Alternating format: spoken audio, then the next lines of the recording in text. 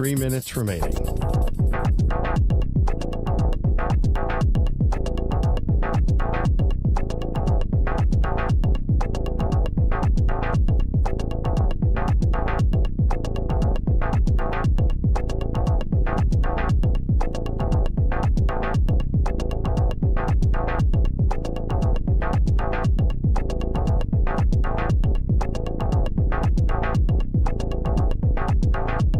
Two minutes, 30 seconds remaining.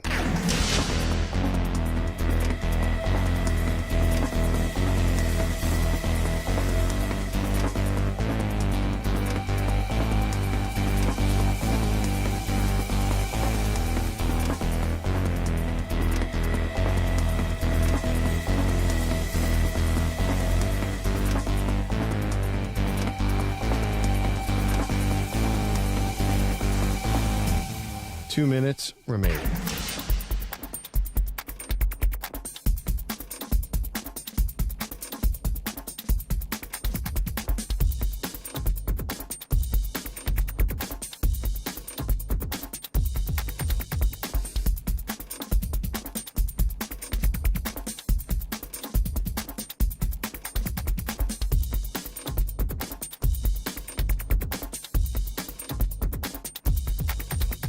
One minute, 30 seconds remaining.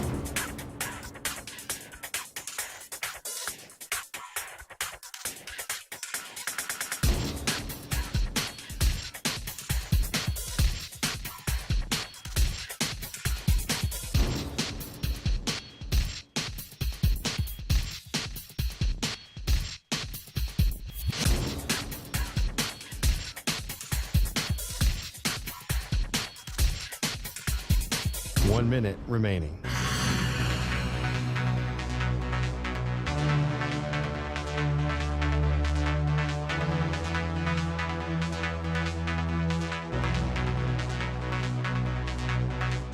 Forty-five seconds remaining.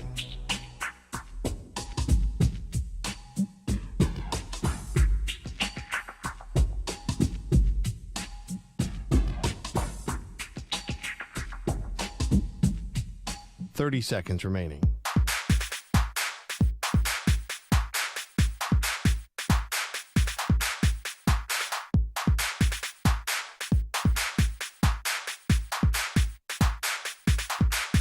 Fifteen seconds.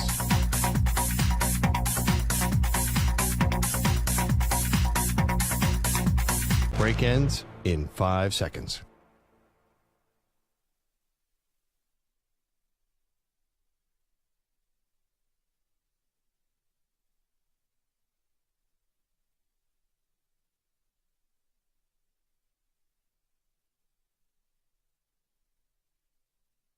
To infinity and beyond. He's live. He's nationwide. This is the Zach Gelb Show.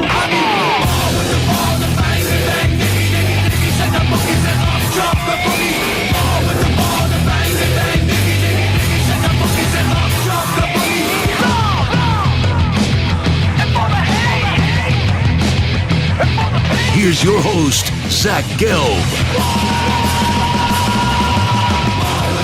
Live from the Play Show, yet not overly ostentatious studios of the Infinity Sports Network here in beautiful New York City, sitting on top of the 10th floor of 345 Hudson Street. Welcome on in to what is a Football Friday edition of the Zach Gelb Show across all the great local Infinity Sports Network affiliates, Sirius XM, Channel 158, the free Odyssey app, and of course, streaming live on YouTube. 855-212-4227 is the number to jump on in. 855-212-4227. You could always get at me on Instagram, where I'm straight flexing, or via the good old cesspool of Twitter, X, at Zach Gelb. That's ZACHGELB. Coming up 40 minutes from now, Chris Plank will join us, the sideline reporter for the Oklahoma Sooners. Sooners got a big game this upcoming weekend as they welcome home one of their own in Josh Heupel, as you will have Oklahoma going up against Tennessee. And we'll go around the SEC as well with Chris Plank. And then in the final hour of our extravaganza at 5:20 p.m. Eastern Time, 2:20 p.m. Pacific, Trista Crick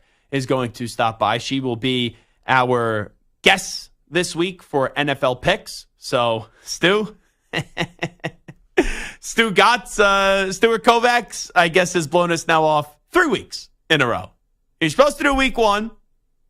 Then said, hey, had a flight issue coming back from Kansas City because he was at the Thursday night game. Then the man that was supposed to be our boss, or thought to be our boss, and then ended up not taking the gig, says, don't worry, I got you week 2. Then when week 2 happens, it was Thursday night was the Tua Tagovailoa situation. And he goes, hey, Dan and I, we got to work longer on Friday because of the Tua situation. I can't do this Friday, but hit me up next week. I'll absolutely do it. So then I text the great Stu Gotts this morning at about 9:30 a.m.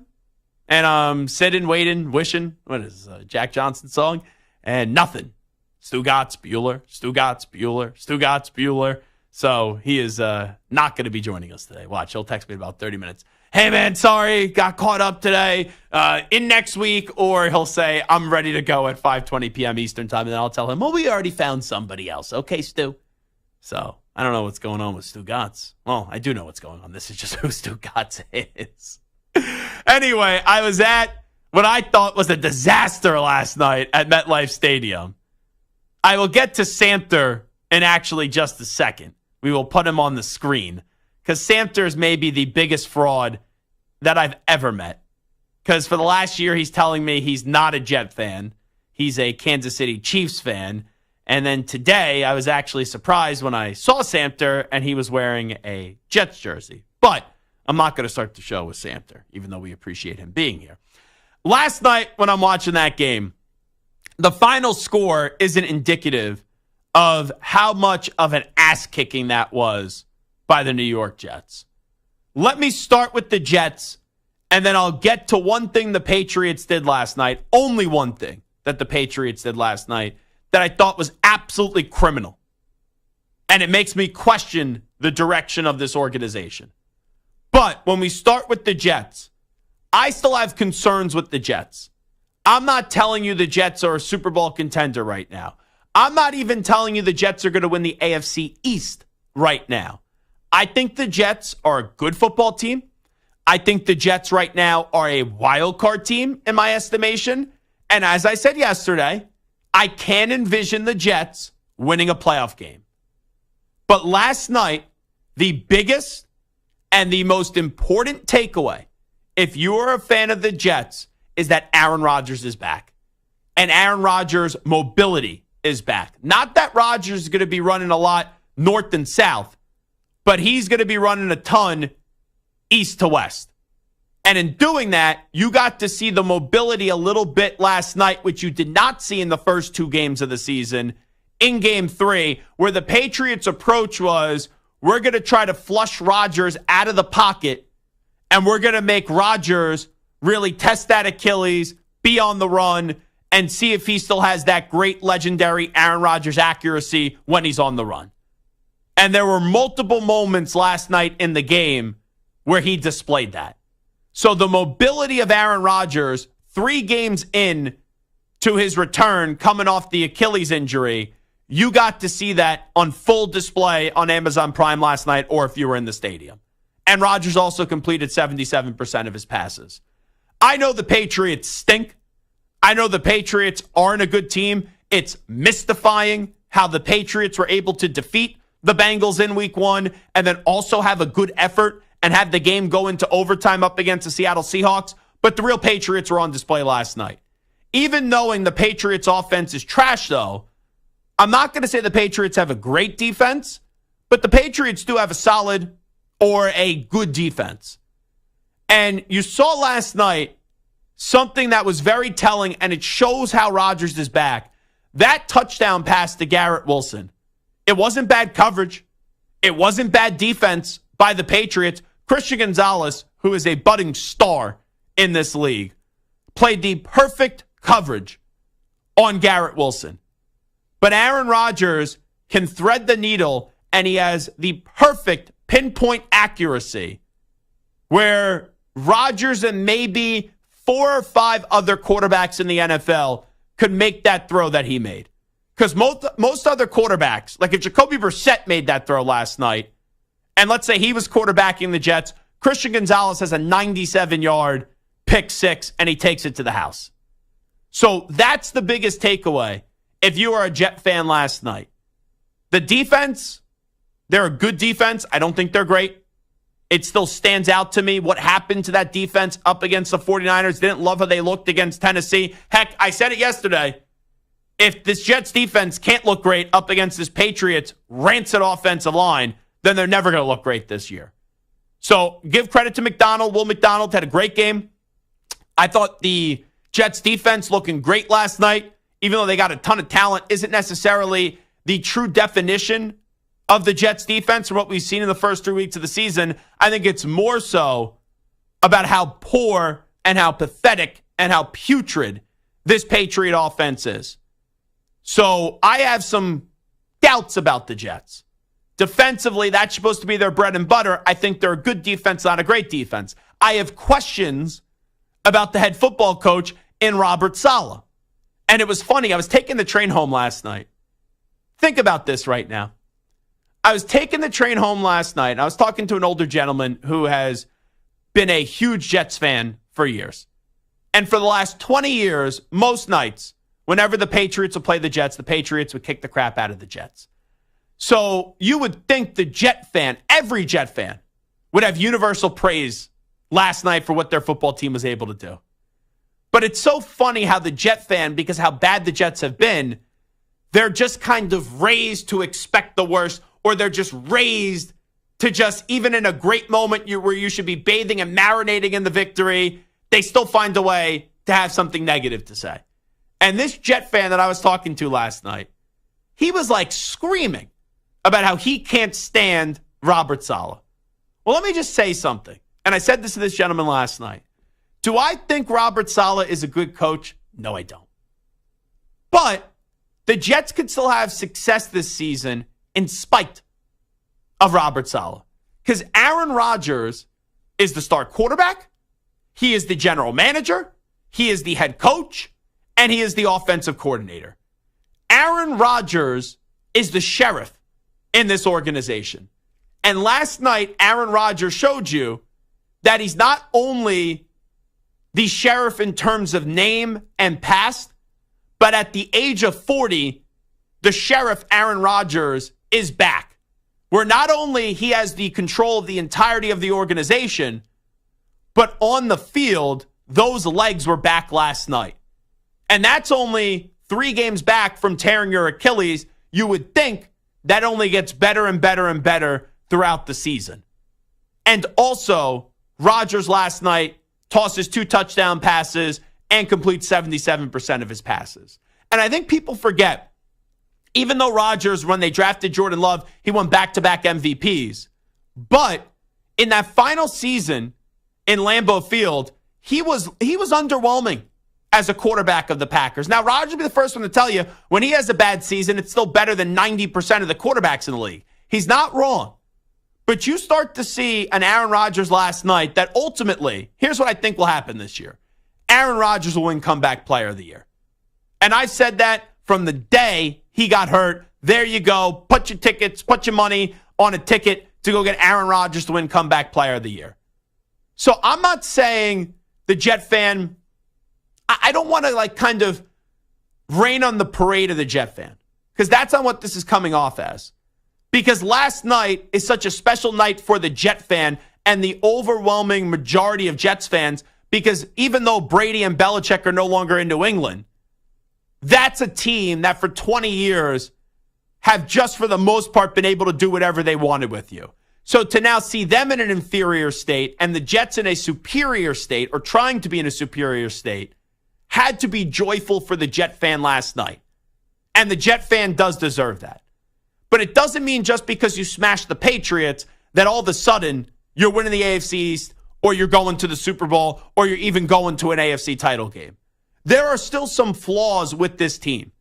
But in order for this team to have a chance to succeed this year and have a chance to go where Jet fans think they could go, they need, I was going to say number 12, but number 8, Aaron Rodgers, to be great. And last night he showed you there is still greatness in Aaron Rodgers with the way that he commanded that field and the way that you saw those legs move, and then also, boom, the pinpoint accuracy and the great arm that Aaron Rodgers has. And the Jets needed that win in lopsided fashion last night. And quite frankly, it could have been worse. Because if that game was close, it would have been through 3 games of the season. Even if they won in a close fashion, yeah, they would be 2-1. But a performance where they got blown out by the Niners, a game that was close against Tennessee, that they were lucky Will Levis was the quarterback for Tennessee, and then a Patriot team that is no good, you couldn't afford for that to be a close game tonight. So that's a big step in the right direction if you're the Jets. With that still being said, until Buffalo doesn't win the division, I think Buffalo is going to win the division and win the AFC East. The Jets have a shot to win the division. I think Miami, we don't know when Tua's coming back, so I think they're cooked, even though they could survive without Tua for a few weeks. But I don't think Miami's winning the division, and we know the Patriots aren't winning the division as well. So the Jets and the Bills, I think it's a 2-team race. Now with the uncertainty for Tua Tagovailoa in the AFC East, I still give the edge to Buffalo, but it doesn't mean I think the Jets are going to be bad. I think the Jets can be a wild card team and win a playoff game this year if they consistently get that Aaron Rodgers that you saw last night. Now, to my football team. The first 2 weeks of the season were a tease. That's what they were. Week 1 was not the Patriots played some great game. It's the Bengals. It doesn't matter who you go up against if you're Cincinnati in week 1. They can't win the first game of the season. That's what that was. Number 2, the game against Seattle. How is it that close? I still don't know. And Gerard Mayo, I have some issues with you. I'm not ready to say like fire Gerard Mayo or I'm out on Gerard Mayo, but you should have went for it on 4th and 1 last week when you were backed up on your own 40-something yard line in overtime instead of punting the ball. So I was a little sour on Gerard Mayo entering this game just after that decision. But the team responded well, and they were playing hard for him the first 2 weeks of the season. Now, here's the problem I had last night. 2 things with the Patriots. And there's many other things. But Alex Van Pelt, the offensive coordinator, Stu, the Patriots were without their left guard and their left tackle last night. It would not have made a difference because the Patriots starting left guard and left tackle stink anyway. But can you explain to me, Stu, when you're trying to throw the football early on in the game and you know your line sucks, why you would line Jacoby Brissett up under center and then have him do play action and turn his back around and then try to throw the ball. And the moment when he turned around to throw the ball upfield, there are defenders in his face constantly. Like the line sucks. So last night when they needed to throw the football, I'm okay mixing in 1 or 2 play actions. But how many times early on in the game the Patriots thought it was a good idea to go under center, do play action when you have no offensive line? None. Run out of, throw the ball out of the gun there. It made no sense to me, that offensive approach last night from the offensive coordinator, Alex Van Pelt. Yeah, I didn't understand it either. And as a Raiders fan, you know bad offensive line play. I know bad offensive line play. I've seen that script where, okay, the quarterback is doing a lot of play action, a lot of dropbacks, a lot of under center stuff. Like, yeah, it's pretty ugly, and it really showed because it. And the fact that that's the worst offensive line performance I think I've ever seen. And you're putting your rookie quarterback in. Well, that was the second part. That's terrible. I'm going to try to be calm here. I'm really going to try to be calm here. So my buddy last night is a Jets fan. I do not like leaving games early. But with 8 minutes left or 9 minutes left in the fourth quarter, he said, the trains are a mess getting out of MetLife Stadium. If I'm down to go. That's what my buddy said. I said, sure, you want to go? I'll go. I've seen enough. I was fine sitting there, and I was fine sitting there and taking the beating, but my friend wanted to go. I said, hey, it's your night. Jets are winning. My best friend, Jets are winning. I don't need to go. He said, now let's go. Let's get a beat on the train lines and all that, because it's a mess getting out of MetLife Stadium. That stadium, if it wasn't for the Commander Stadium, that stadium is the biggest dump in the NFL. For all the money they spent, it's terrible to get to, even on public transportation, and the stadium has no personality. And the crowd last night, you'd think that'd be a great Jet crowd, right? Even my friend, who's a huge Jet fan, said, a little underwhelming last night. Just, they pump in all this music, and I want some natural energy from the crowd. So I'm leaving the stadium, and then when I get on the train, and it still took forever to get on the train, and they pack you in like sardines, there's a Patriot fan sitting next to me. He goes, "Oh my God, we left early. Drake May's in." And I go, "Huh? Who's in?" He goes, "Drake May." And he thought like I didn't know who Drake May was. But I was just, that's how shocked I was that Drake May was in the freaking game. Like, what are we doing? And it wasn't because, right, Jacoby Brissett didn't get hurt. I know he took 10,000 shots last night, but it wasn't as if he got sacked and then he wasn't able to go back in. So help me understand this. And this is where I'm concerned about Gerard Mayo. Because in the offseason, he changed his story like every day on who was the better quarterback, Jacoby Brissett and Drake May in the quarterback competition. He's playing too many verbal games there. But if you're not going to start Drake May, which I don't think they should, why are you playing Drake May in a blowout? And why are you playing him when you're down to like your 6th left tackle and your 6th left guard? That's stupid. That is football malpractice. Gerard Mayo, I know you're a new head coach. I like Gerard Mayo a lot. I loved him when he played for the Patriots. He's been on the staff the last few years. Get your head out of your ass. Because the last coaching staff, which you were on, I know you were on the defensive side of the ball, ruined a young quarterback. Putting Drake May out there for what? The experience? Stop.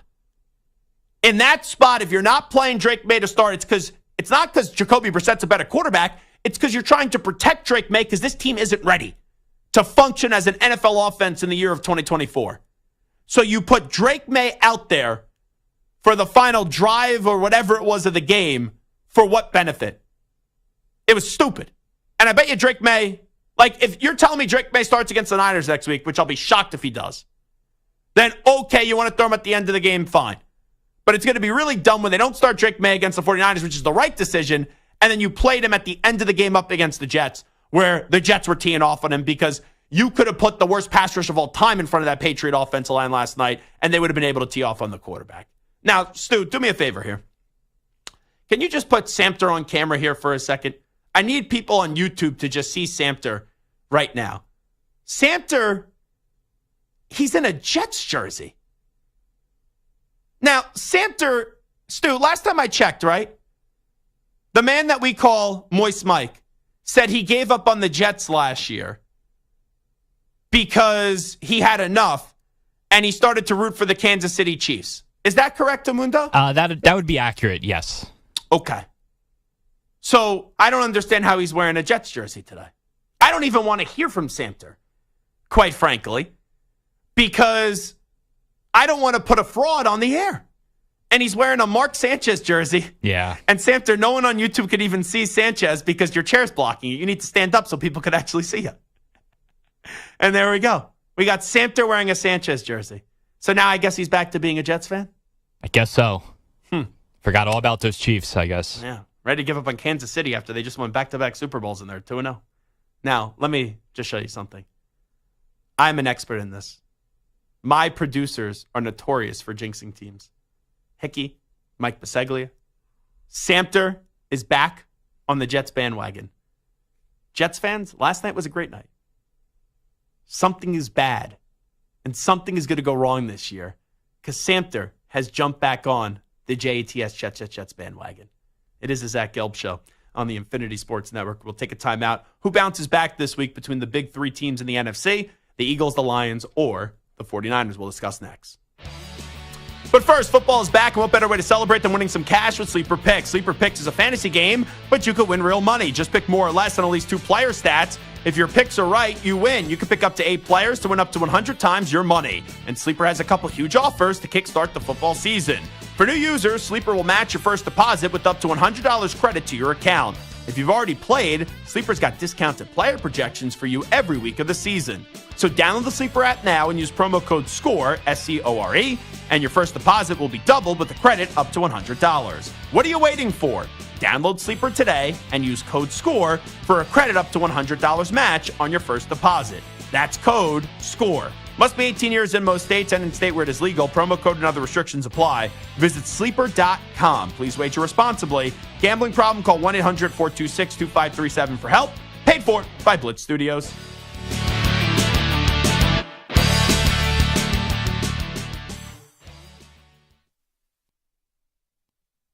You're in a 4-minute break.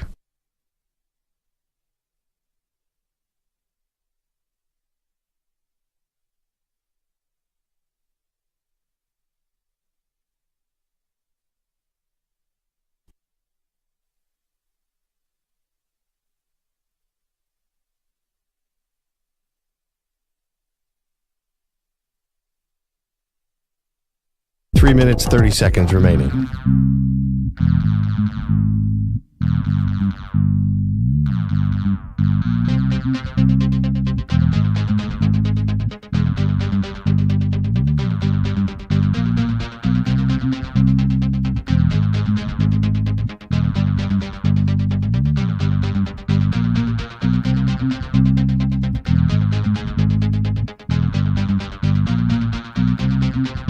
Three minutes remaining.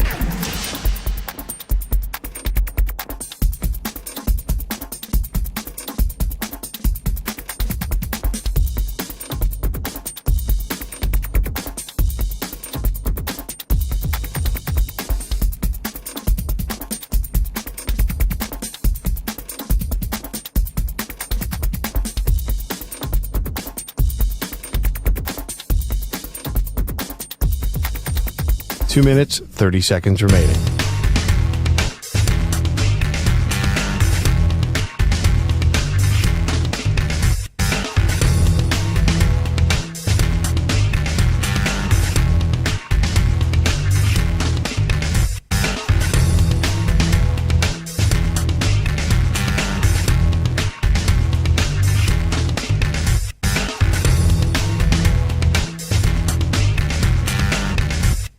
Two minutes remaining.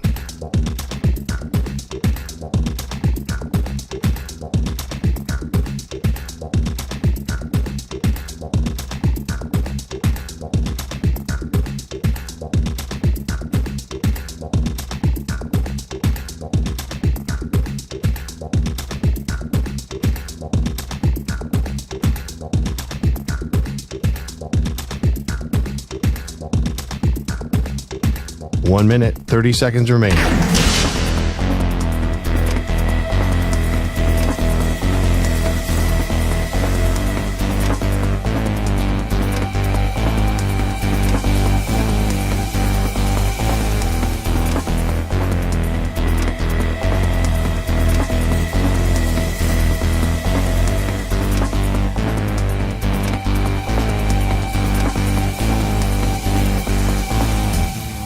One minute remaining.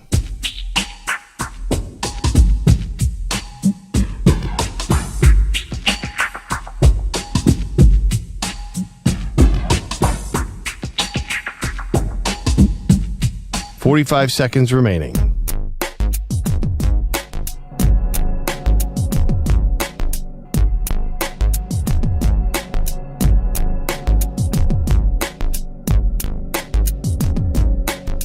Thirty seconds remaining.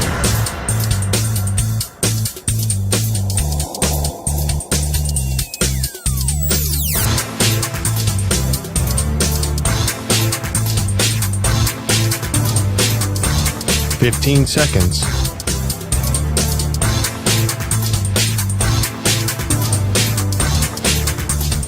Break ends in 5 seconds.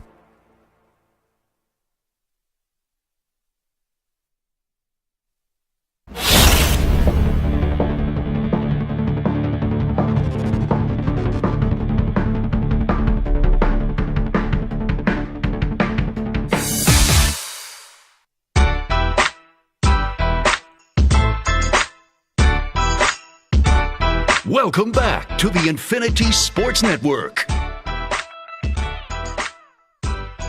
right, it is the Zach Gelb Show, Infinity Sports Network. Chris Plank going to stop by, Oklahoma Sooner. Of course, sideline reporter, also does a great job covering all things SEC football, so we'll chat all things Oklahoma Sooners and also SEC football with him. That will come your way 15 minutes from now. Last week, the big three in the NFC entering the season. The Eagles ended up losing in a game that I thought they had won up against the Atlanta Falcons, and the Atlanta Falcons snatched victory from the jaws of defeat.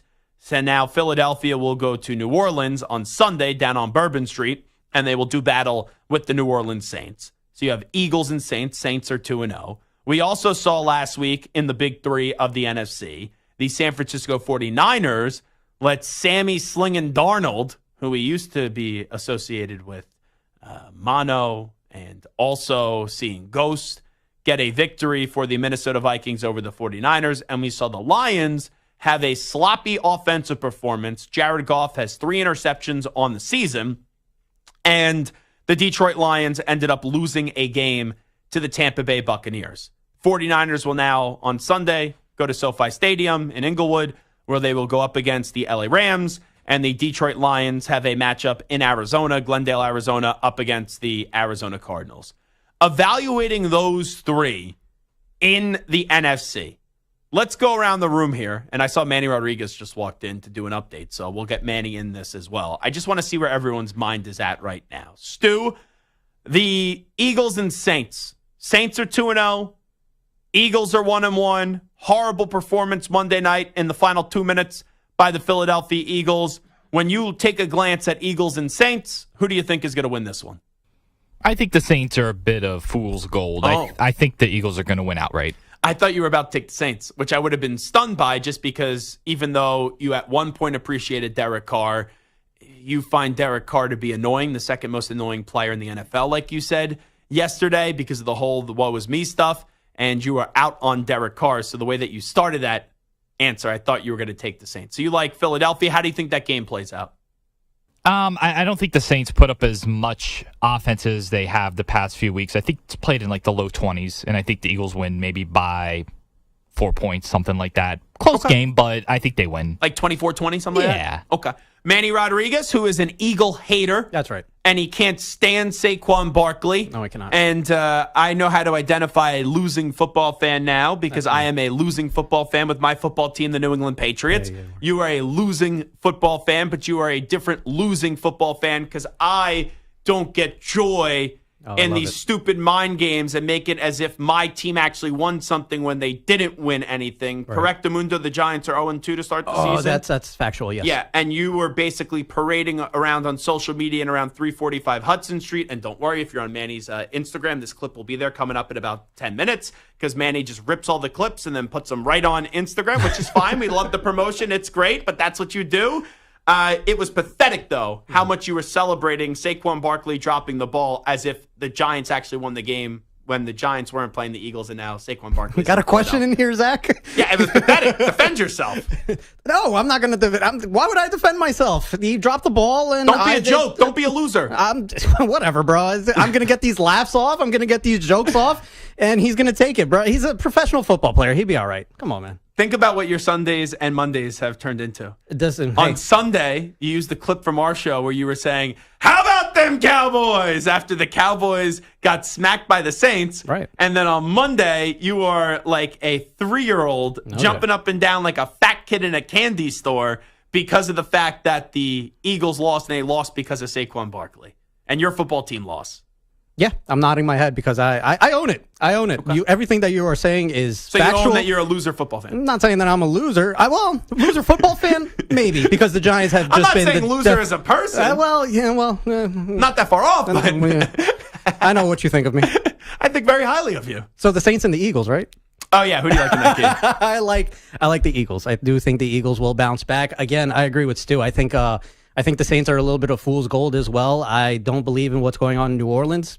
They could have a bunch of weeks still left to prove me otherwise, but week 3, I got the Eagles. Sorry, my headphones weren't working. Who do you like in the game? The Philadelphia Eagles. Do me a favor. Let's clip that. Him saying I like the Philadelphia Eagles. That's going to be some good stuff right there. I hope they lose. I'm going to probably do the announcer jinx on this one. I think Philadelphia wins as well. I agree with both of you gentlemen that the Saints, this is the perfect, I don't want to say it's a letdown spot, but now people are starting to buy in on the Saints. I think that's a little premature when you blow out the Panthers. Great victory up against the Cowboys, but I don't think the Cowboys were as good as what they displayed in week 1 up against the Browns. The Eagles need this game. If the Eagles lose this game, it's on Sirianni watch. Like the tone from that fan base is going to be fire Nick Sirianni. I don't think the Eagles are going to do it 3 games into a season, but after the way that they lost, you start to look at that team and like kind of the mental version of that team a little bit, where it's, hey, you lose a game after you should have won up against the Falcons and you drop another one to the Saints. It's where's this team at mentally? So we are all on the Eagles to bounce back this week. Going through the other 2 big teams in the NFC entering this season, it was the Eagles, the Lions, and the 49ers.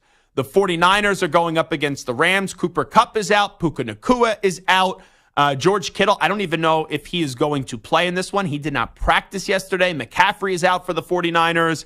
and you have Deebo Samuel out for the 49ers as well. So in the walking wounded matchup between the 49ers and the Rams, 43.5 points is the over and the under. I don't know how you can bet the over in this one, but you do have two offensive gurus in Kyle Shanahan and Sean McVay. Expect a lot of running, I would imagine, in this one with the lack of wide receivers.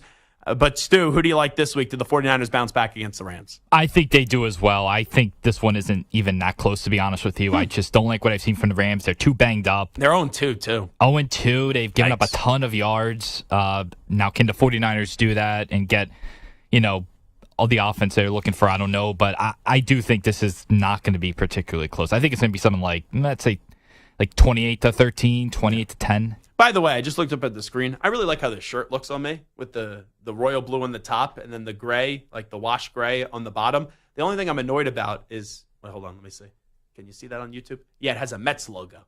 Like, I would wear this shirt out if I could, but with the Mets logo, I'm not like going out. Hey, remember when the Patriots won? Remember when the Patriots won and you were wearing that polo? Yes. Just perfectly as well with the microphone just covering up the logo. Yeah, maybe if I could like cover it up when I go into the outside world. But I'm going to the Met game tonight, so instead of bringing a jersey, I'm like, I'll wear a polo today that I could also then go wear to the game. So Stu likes the 49ers in a blowout.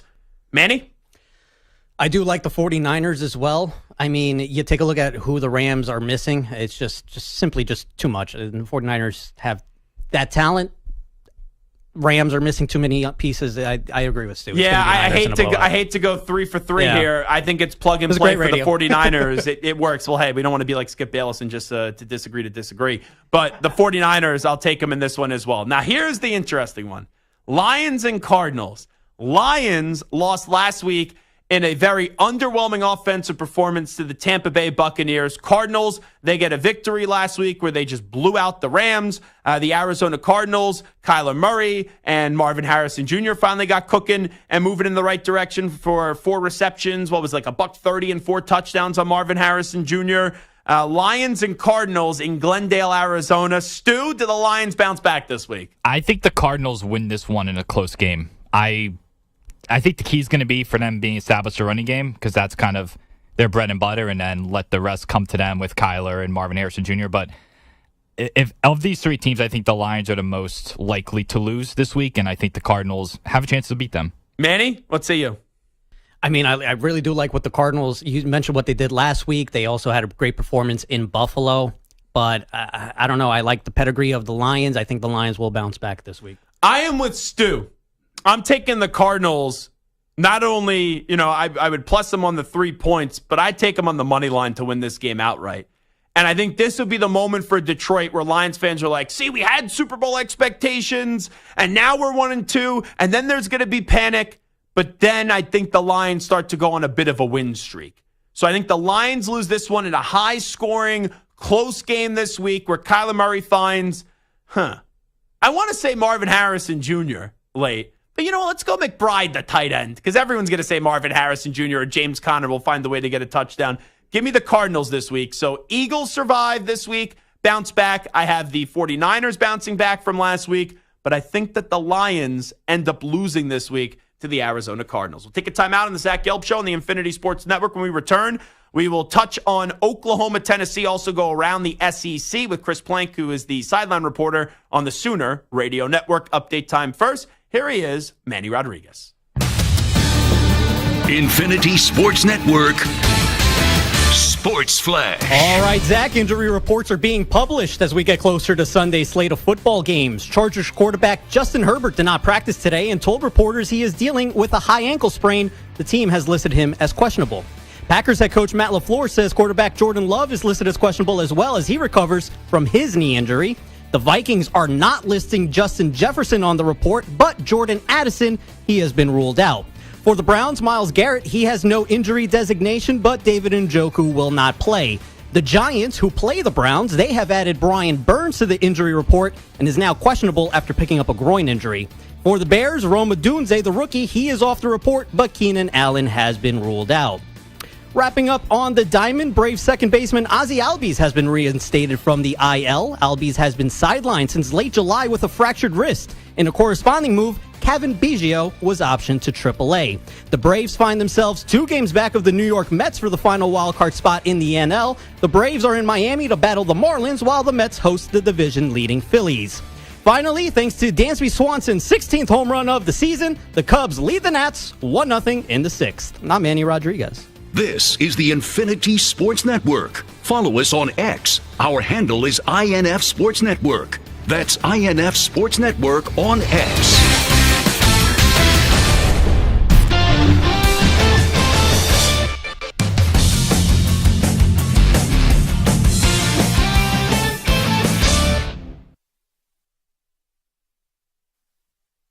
You're in a 5-minute break.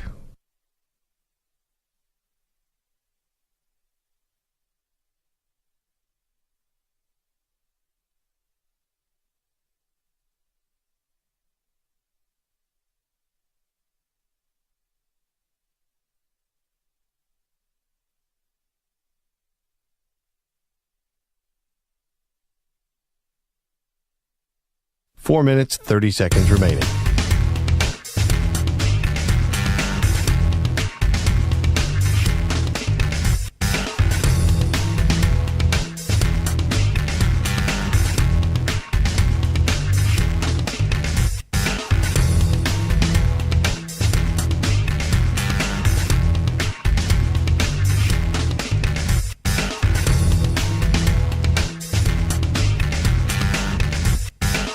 Four minutes remaining.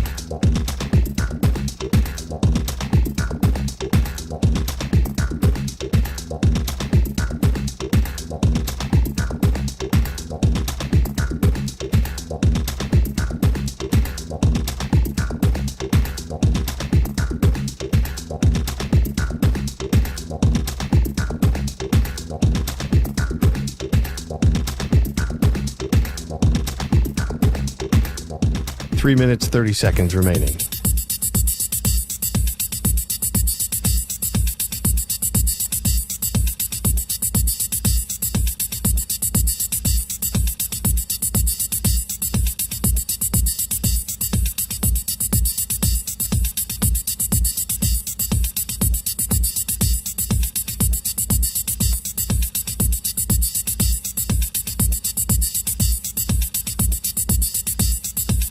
Three minutes remaining.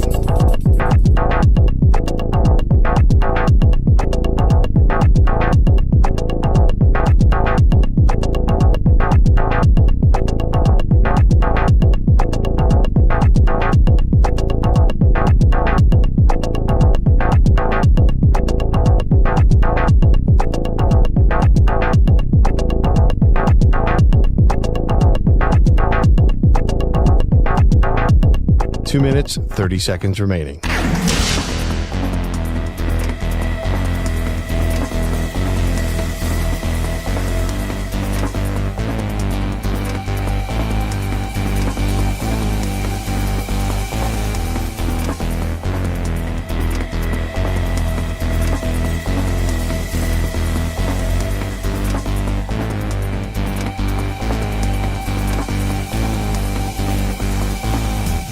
Two minutes remaining.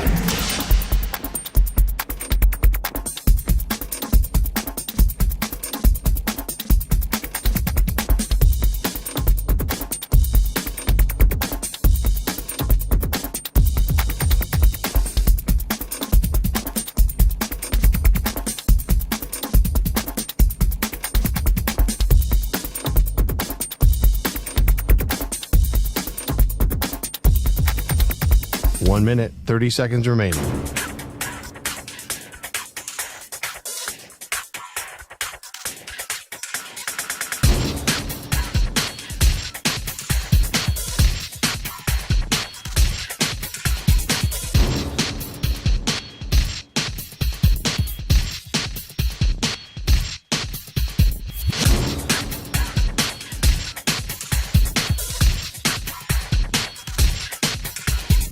One minute remaining.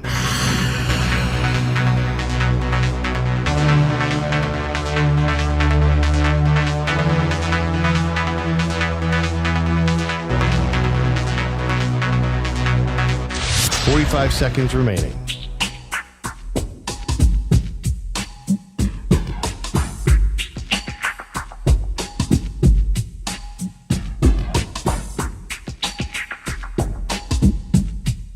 30 seconds remaining.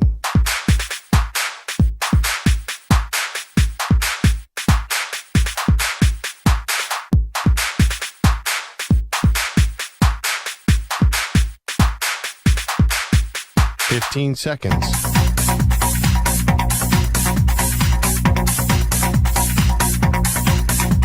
Break ends in 5 seconds.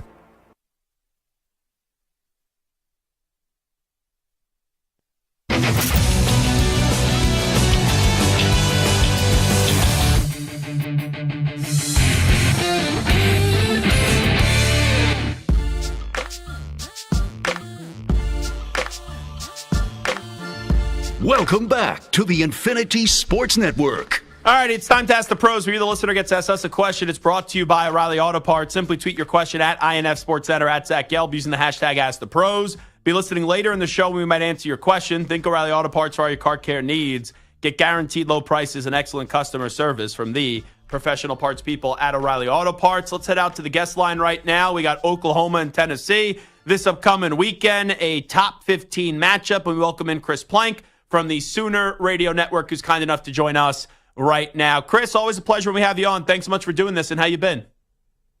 Good, Zach. The center of the college football world is in Norman, Oklahoma. I think we're ready, so it should be a fun weekend, man. Thanks for having me on. Yeah, thanks so much for coming on. You know, it's funny. Obviously, when it was announced Texas and Oklahoma was going to the SEC, right, that was such a huge talking point. But entering this season, I feel like I've only heard about Texas, and I haven't heard a ton about Oklahoma. So I'm very curious to see what Oklahoma does this weekend. I know that they crushed my alma mater, Temple, to open up the season. A close game against Houston, and then they did a nice job up against Tulane, who's a solid football team. But kind of give me the lay of the land, since you're there day to day on the Sooners this upcoming season for this season. All right, Zach, I'm going to tell you something. I'm one of your biggest fans. Your alma mater is terrible at football. So I don't know what you can do to help them out. But all this big money you're making on national radio, maybe you can get in that NIL game, buy you a quarterback or something. But it's not pretty. So I don't say that to dog on Temple. I mean, my alma mater is Tulsa. We just got smoked last week by Oklahoma State. But more than anything else, it's hard to tell what Oklahoma is or what it can be because Temple wasn't very good, and that was their best game. I felt like they played pretty well against Tulane, and I think Tulane's better than any of the three teams that Tennessee has played so far this year. But it's just so hard to tell. So there hasn't been a lot of buzz about Oklahoma because it's real simple. Oklahoma doesn't have a returning starting quarterback. I feel like the college football world, the media world, is very lazy. If you have a returning starting quarterback, we think you're great. Mm-hmm. And if you don't, we think you suck, unless it's a 5-star that everyone falls in love with, like Nico. And they should, because he's looked great so far. So you hear a lot about Texas because they have a Manning who's going to start this weekend, and Quinn Ewers is back. You don't hear a lot about Oklahoma because, Dylan Gabriel went on to Oregon, and Jackson Arnold is a first-year starting quarterback. So it's interesting, Zach. I don't know if you know this, but the last time I went on your show was literally 2 days before Brent Venables got hired. Trust me, I remember. You said that was going to happen, and then it went viral, so we appreciate that. Okay, so what's funny about it is I got my backside reamed because everyone's like, it didn't happen yet. What's wrong with you? And I was like, hold on, guys. You got to chill out a little bit. It's going to happen. And everyone was mad at me because it didn't happen like that night, and then it happened 2 days later. So thank you for giving me the platform. But what's hilarious about it is, bro, it's been a 180, right? You think about Oklahoma football, and you've covered college football. You're a great college football mind. But in the past, it's the offense, right? It's all about the offense and outscoring everybody, and they can't play defense. Well, now it's the defense. And it's been a complete 180. So I think for a lot of people, it's been kind of hard to accept that Oklahoma can play defensive football. But in that same vein, it's even harder because their offense isn't out there putting up a bunch of numbers. So Texas has the returning starting quarterback. Oklahoma doesn't. Texas has all the stars, and they're number one in the country right now. Oklahoma's a little under the radar. But with a good performance on Saturday night, that can 180. It just needs to see if Oklahoma's offensive line can hold up. Is the Oklahoma fan fully bought in yet on Brent Venables, or is it still, we like him, but we got to see more? Well, I think, Zach, the fan base is bought in on Venables. I think the problem is, he's just got to win a few more games. Last year was a really good year for Oklahoma, but in 2 of their biggest games, they laid an egg. Now, in fairness, in those 2 games, their star linebacker, Danny Stutzman, got hurt. So that makes a major difference in their defense, but the depth is a little better this year. So, it's wild, man. I question myself so much because I'm such a fan of Brent Venables, and I love what he's doing. Like, if I had a son, I would want him to go play for Brent Venables and what he's doing with this program. But if I had a son and he was a 5-star, I'd probably want to go get the most money I could possibly get. And Oklahoma's been competitive in that space, but have they been competitive enough? So I'm really excited to see how this team responds on Saturday night because I feel like they're being slept on, but I also feel like they're like a year away from really being what they can and could be. So it's an interesting mix between those who are buying in and have bought him because he's Brent Venables and those who are like, well, I need to see a little bit more. And I feel like the former is winning out over the latter. I mean, Zach, Oklahoma believes they gave him a contract extension before the season started. And, he hasn't won a conference championship in his first 2 seasons. And, he hasn't won a bowl game. And I'm his biggest believer, but this is a season where they need to win some big games, and I think Saturday night would be a huge step in the direction towards thinking that he's the guy that can get you back to a national championship contender. And also with the Josh Heupel storyline, too. One of your own. So we good. know what happened as the OC, too, when you separate the playing days from the coaching side of it. So how about just that storyline entering this one? It's great. And here's the thing. I've said this a lot. The Oklahoma story in the 2000s can't be told without Josh Heupel. I mean, he's one of the best quarterbacks to ever play here. And there's names like Bradford and White and obviously Kyler Baker. But Josh Heupel did something none of those guys did. He won a national championship. So the Oklahoma story can't be told without telling the Josh Heupel side of things. The problem is he had a couple bad years as the offensive coordinator. And after he was fired in 2014, the question remains, should he have been given another year? Should he have been given an opportunity to be the offensive coordinator with Baker Mayfield as his quarterback? And he didn't get that chance. And Oklahoma moved on to Lincoln Riley, and the rest is history. I think it's been good for all sides, but at the time, and even still today, I think there's some hard feelings. But, Oklahoma realizes, I think Oklahoma fans realize that in this modern era of OU football, when you talk about the great Jack Mildrens and the Steve Davises and the Jamel Holloways and the Thomas Lotts, well, the story in this like modern era can't be told without Josh Heupel. So I think fans are excited to get him back. I don't know how they feel about him as a coach, but again, I feel like I'm echoing a lot of the same takes for you, but it would change a lot if he goes out and beats the snot out of Oklahoma on Saturday night because there's a lot of ill will, a lot of bad feelings about the way that the season ended in 2014. It's a great test game for both teams. I know Tennessee blew out NC State, and NC State's a respectable program. But then on the other side, right, we talked about it, this is Oklahoma's best opponent that they've played yet, a top 15 matchup. But we know Venables' background is defense, and Tennessee, Nico Iamaleava is just an absolute stud. Yeah, I've been practicing it a lot. So I'm just hoping to get in the right zip code on that one. But this is a quarterback in Tennessee. I said this, they're the team through the first 3 weeks of the season. I didn't know what to expect out of them. I've been the most impressed with Tennessee, and I can't wait to see that offense and defensive showdown coming up tomorrow. So let me play Oklahoma homer. We do this every year. Last year, after 3 weeks, Colorado was the greatest thing we've ever seen, and USC was 3-0. Last year, after 2 weeks, Joe Milton was going to be the number 1 pick in the draft, and Tennessee was amazing, and they went out and got beat by Florida on the road. So, I always try to preach some caution early in the season, and maybe it would be reversed if Oklahoma was in the category of Tennessee, where they're getting all the hype. Right, exactly. I'd be all about it. I'm like, look at this amazing team that Oklahoma has. But I'll tell you what, I really like Oklahoma's vibes going into this game. I know that sounds crazy, but, Zach, all week long, it's been very anti-Oklahoma, right? It's all about Tennessee, and that's fine.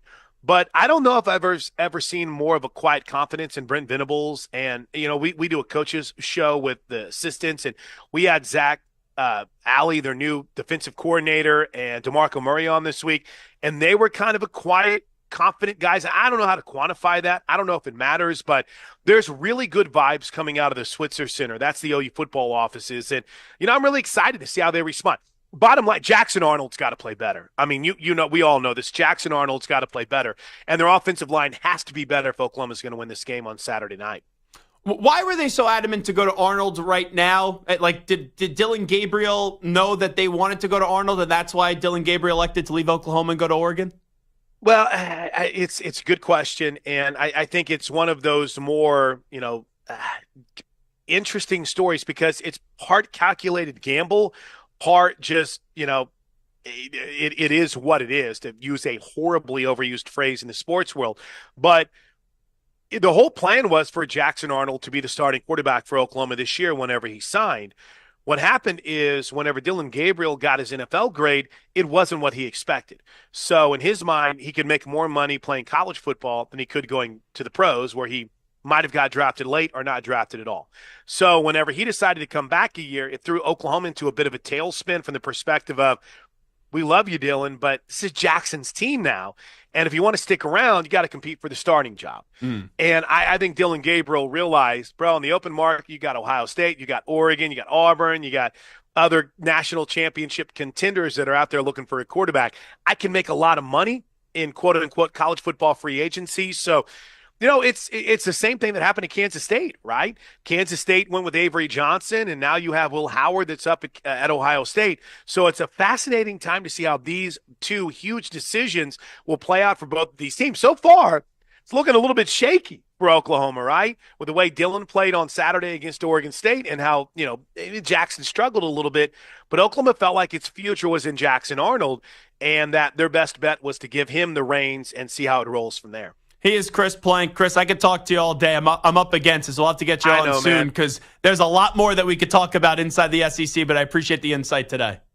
Zach, I think you're the best, man. Keep crushing it, keep grinding, and thanks for having me on. Really appreciate it. There he is, Chris Plank. Love his energy and love his insight. I listen to him a bunch. He's on everywhere, all across Sirius XM all the time. I know he's doing some shows with Bad Chick as well in the summer, which was a lot of fun to listen to as well if you listen to a little Mad Dog Sports Radio. So we'll have Chris Plank on a ton more, but wanted to get his feel on this Oklahoma-Tennessee game, which to me, that's the game this weekend in college football. Next week, if you listen to this show, it will be Georgia, Alabama, Alabama, Georgia, Georgia, Alabama, Alabama, Georgia, Georgia, Alabama, Alabama, Georgia. That's what next week's going to be. I'll tell you that right now. I don't even need to look at the rest of the college football schedule. But this week, Tennessee, Oklahoma, I can't wait because I think it's a good test for both teams. Take a timeout when we come on back. Who do you trust more this weekend, the Cowboys or the Ravens?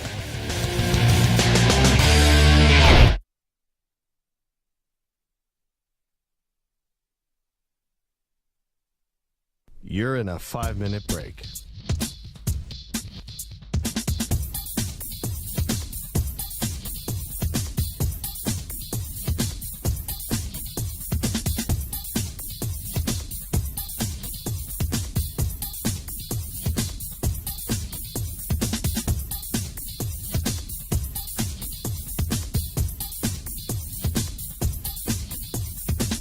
Four minutes, 30 seconds remaining.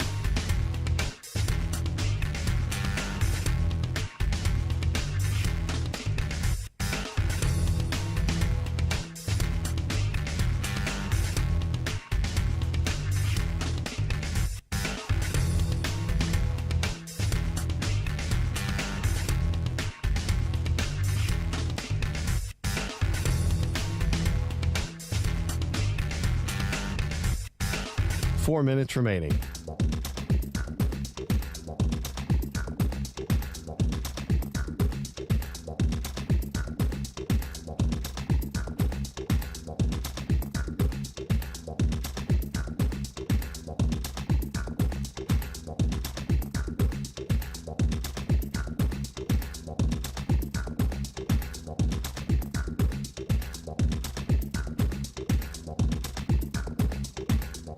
Three minutes, 30 seconds remaining.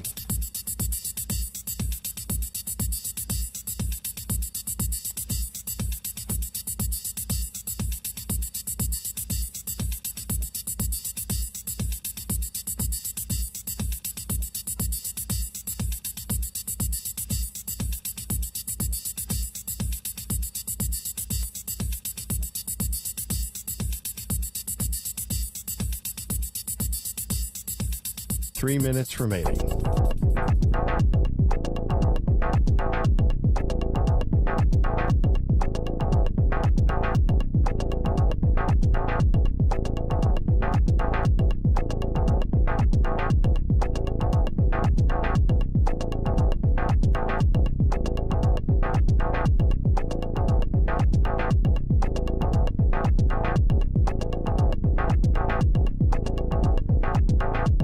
Two minutes, 30 seconds remaining.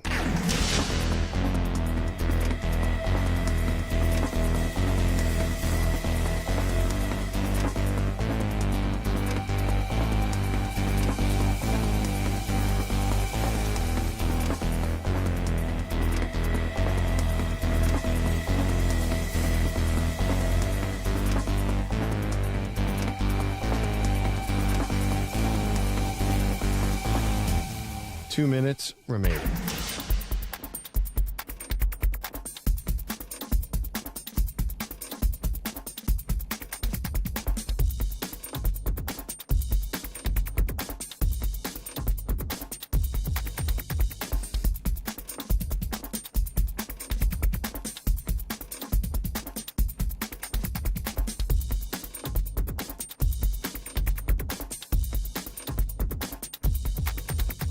One minute, 30 seconds remaining.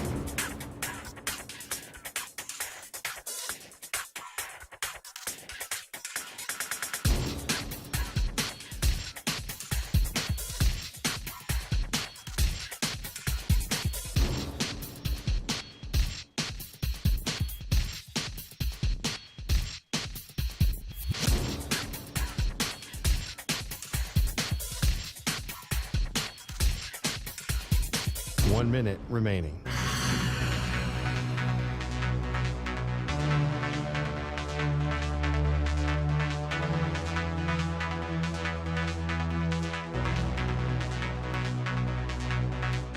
Forty-five seconds remaining.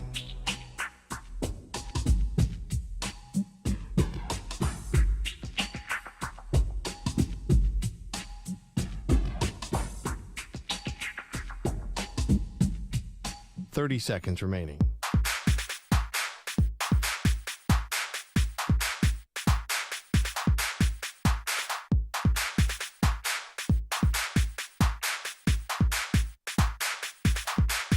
Fifteen seconds.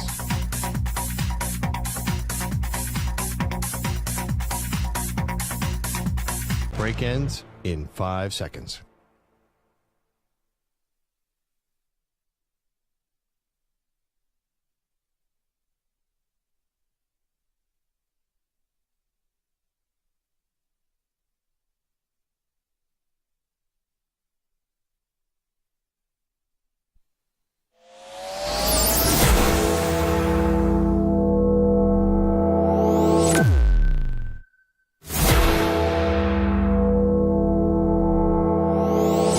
Infinity and beyond.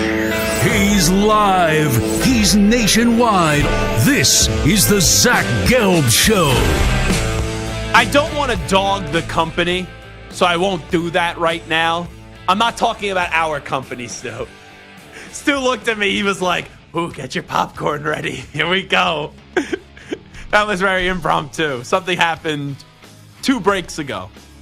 But I guess there is a company that sent energy drinks here to us and also down the hall. So I don't want to say the name of the company because I'll be respectful. But I'm not an energy drink guy. I never had a cup of coffee until I started doing the weekend overnights, and I wouldn't even have the coffee before the shift. I would have the coffee in the last hour of the shift because I would have to drive home after being up when I did the 2 to 6 a.m. Eastern time overnight. So I was not a big coffee drinker. Now I have a cup of coffee every day where I have a large black cold brew is what I end up getting from Starbucks. That's personally the drink of choice. And then they have a Dunkin' Donuts Center here. So there will be some times as well if I need a little extra boost, if I have the large black cold brew early in the morning, then I may have a cup of hot coffee, traditional coffee, black coffee, right before I do get on the air. Rarely will I double dip, but there are some days where I double dip. It depends how much sleep I get, quite frankly. I've never been an energy drink guy. Never have. Stu, are you an energy drink guy? Yeah, so I used to be a lot more like in my college days, and Unhealthy Stu days? Yes, and I've tried to kind of wean myself. Fat Stu days? Yeah, exactly. I try to wean myself off of that. Yeah. Sometimes I still indulge a little, but I try not to, do the everyday energy drink, which I used to do. So I've never been really an energy drink person. I would, like, sometimes if I'm out, I'll have a, back in the day, vodka Red Bull. I could do that. But just a straight up energy drink, never really been about it. So everyone was trying these energy drinks, and a lot of people were liking the energy drinks. So I go, all right, let me try it. And Anthony Gallo goes to me, bro, don't think you should do that when you're on the air. You don't know how you're going to react to it, bro. So that was Anthony Gallo. So I go, shut up, Gallo. Give me the drink. So I opened up the drink. I took a sip. Didn't like it. And I'm not going to lie, after like one sip of an energy drink, I feel wired right now. I feel too energetic, and I don't need any more energy. Like, I don't need a boost of energy when it comes to the Zach Gelb Show on the Infinity Sports Network.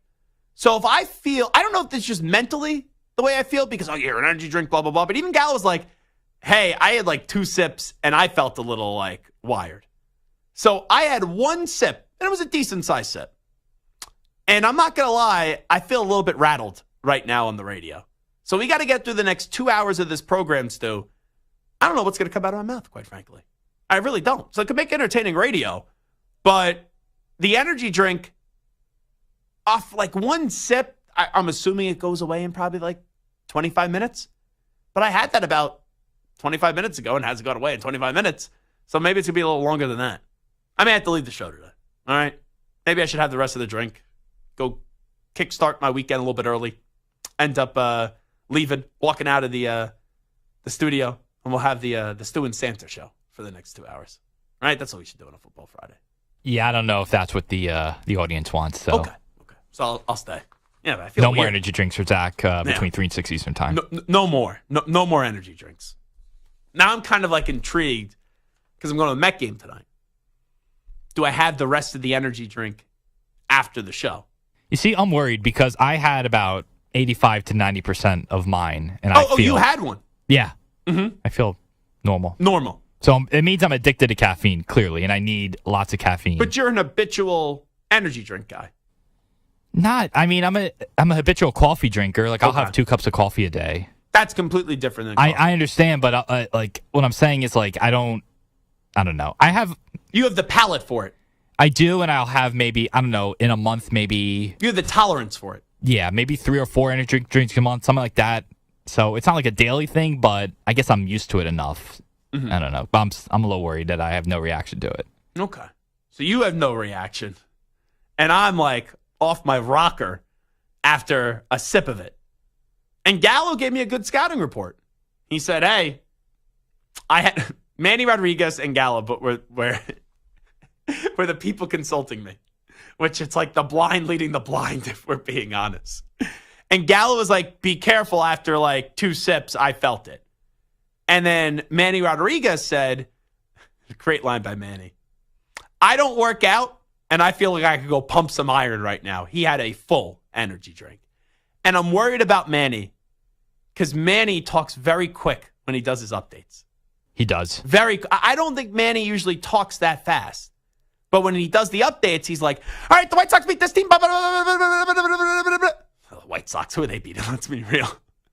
That's a fake update, clearly. Yeah, but he speaks very quickly when he does the updates. He does, yes. But now I'm thinking, did he just want to get jacked up for the updates so he just keeps on sucking down these energy drinks? Because I just found out the energy drinks have been here today.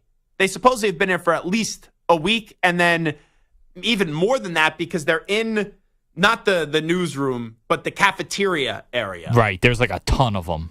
You can take a whole crate home with you if you want, I'm sure. Yeah. So I think Manny has been doing a little, I don't want to say 5-finger discount because they're free, but he's been taking the energy drinks, and I think he's been pretty much chugging an energy drink maybe before every update because he is, man, speaking quick. Very quick on those updates. Anyway, Stu, I need your evaluation on this. You are the expert this week on the Baltimore Ravens because your football team surprised everybody when they found a way, even when they were trailing, to come on back and beat the Ravens. So, with that being said, give me your true evaluation of the Ravens, not up against the Cowboys this week, and I'll take care of that, but where you think the Baltimore Ravens are at as a football team after your pathetic football team found a way to get the job done. So the one thing that stood out to me when the Raiders beat them on Sunday was their offensive line just is not very good. It's not Patriots bad. It's not Raiders bad. It can't be Patriots bad. It can't be Patriots bad. I don't need to be Brian Baldinger and do an evaluation of every offensive line. I don't. I know without seeing any other offensive line in football that the Patriots have the worst offensive line in football. And last night, the fact that I'm getting lectured by someone on Twitter, some fan responded to me when I said, and I had a few pops at the game. I'll admit that. I only had like a few beers. And I had a very good, you want to hear my tailgate sandwich? My best friend picked up 2 sandwiches. I had grilled chicken with pesto, bacon, lettuce, tomato, and we had a big bag of chips. Very good. So I had a few pops, a little something else in the parking lot as we walk into the stadium. And I was watching the game last night, and I tweet out, this is the worst offensive line I've ever seen. Now, like, you don't take everything literally on social media, but it's tough to find a worse offensive line than the Patriots. And right away I have someone, you're overreacting. Their left tackle and left guard are out. And not only that, have you seen the Giants play football as of late? And I'm like, dude, like, pump the brakes here. Even if the left tackle and left guard were there for New England last night, I know they suck as well. So this idea that I'm not allowed to say the Patriots have the worst offensive line in football, it's just classic social media. But you are not confident in the Raiders' offensive line. The Ravens offensive line. Ravens, sorry, yes. Yes, and I guess a lot of moving pieces, too. A lot, and then on the other side of the ball, they just got decimated by Adams and Bowers. That was really it. The whole, like, nothing else really worked, but every time the Raiders targeted Adams and Bowers, it seemed to work. I think they combined for almost 20 receptions. Like, okay. They did not double cover Adams at all the whole game. They kind of let him do his thing one-on-one. And then Bowers just really ripped through the middle of the defense a lot, like several times. So that would be my, I guess, concern. Like, could maybe, some of the Cowboys' weapons lead to that? I'm not sure. Ferguson plays. Yeah. So Shoemaker. Yeah. So I'm kind of curious to see how that ends up. I mean, the Ravens, I think, are a good team. They're not an 0-2 team. I mean, they are an 0-2 team, but they're better than an 0-2 team. They're a team I expect to be. They're not your typical 0-2 team. Right. So I don't know. I don't know about you, but I really have a hard time seeing the Ravens this week losing. Okay, so based off what you're saying, this is how the Cowboys win the game.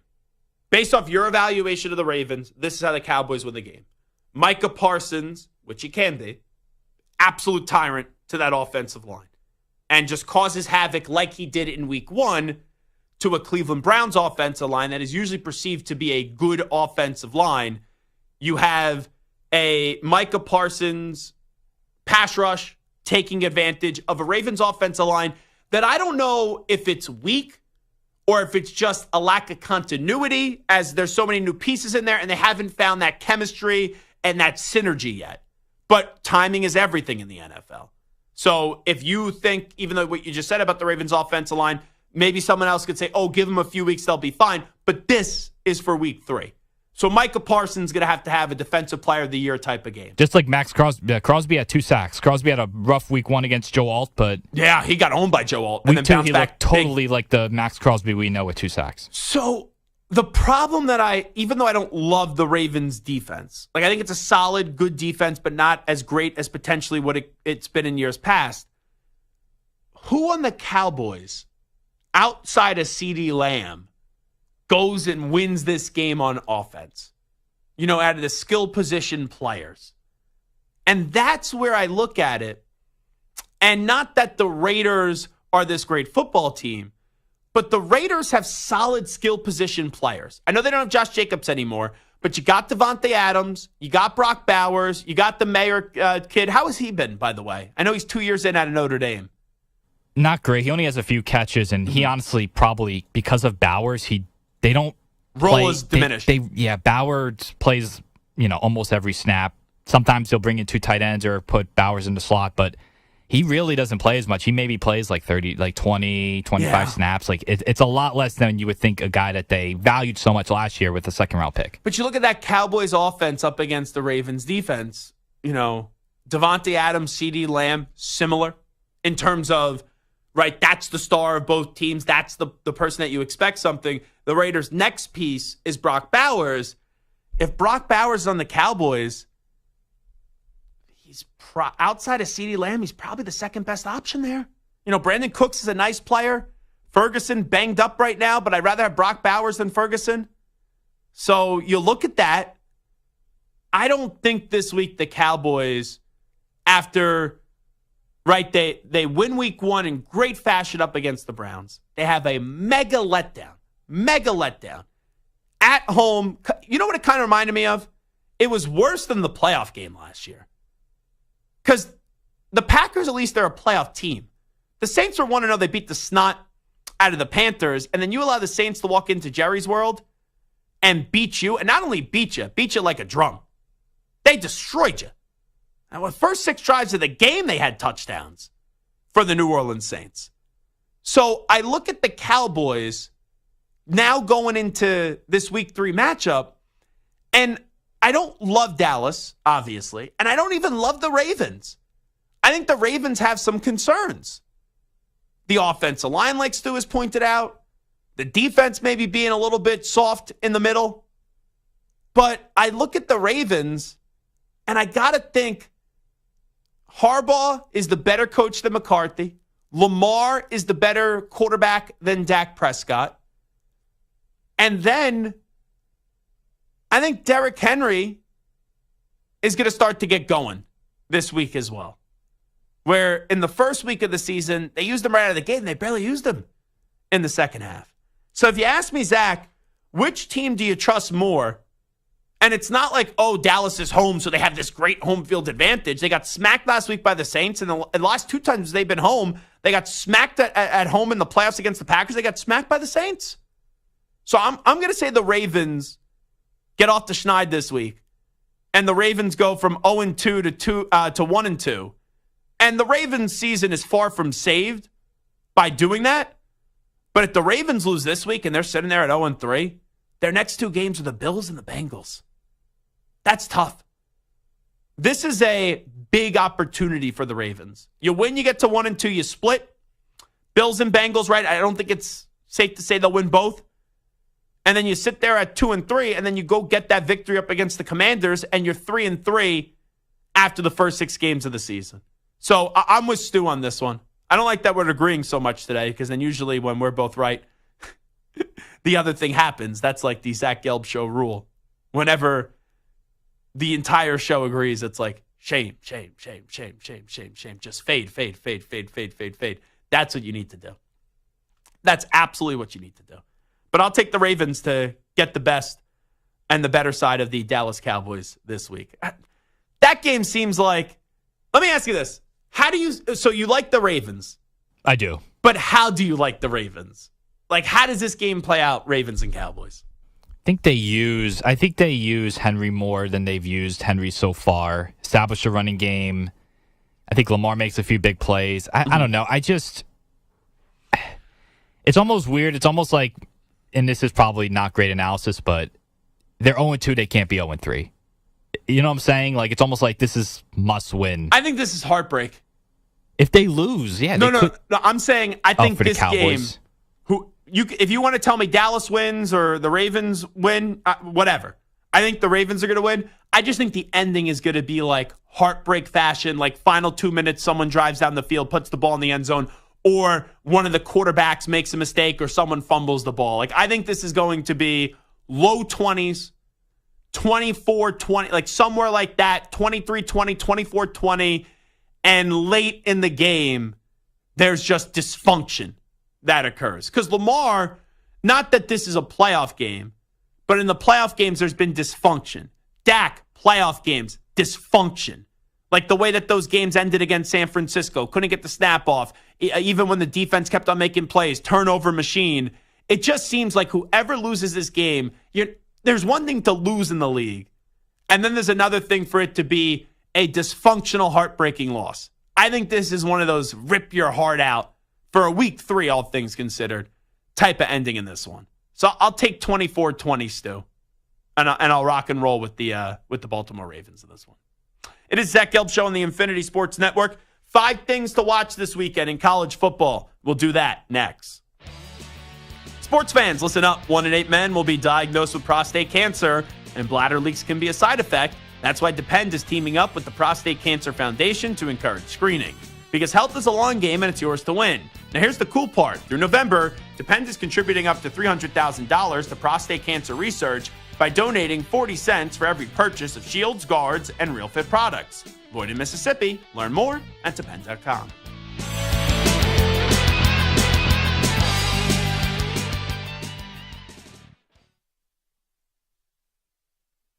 You're in a 4.5-minute break.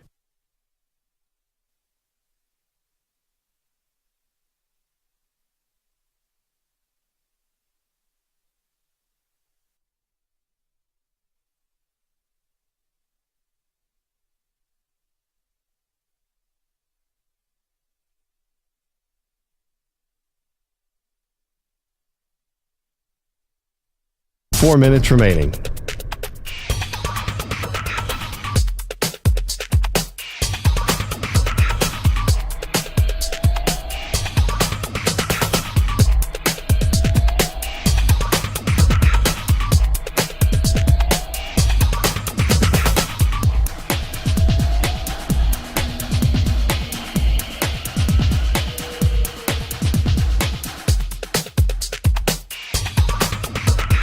Three minutes, 30 seconds remaining.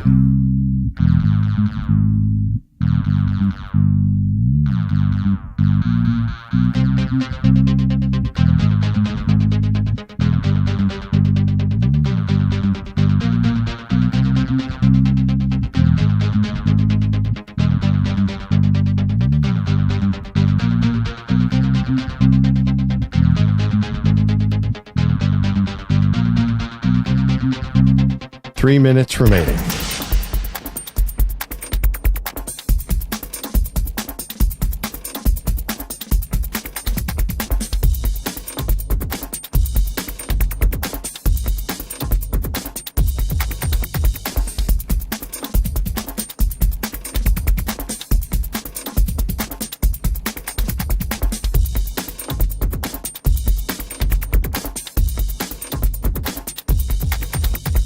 Two minutes, 30 seconds remaining.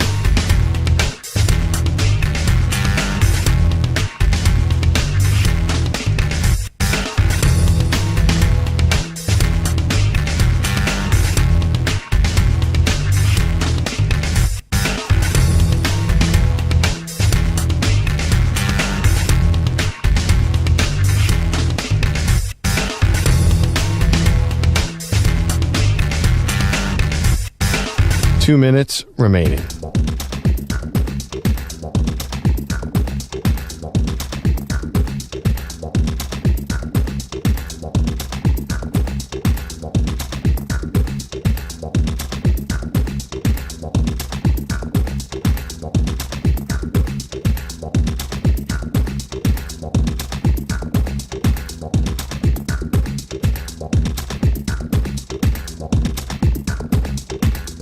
One minute, 30 seconds remaining.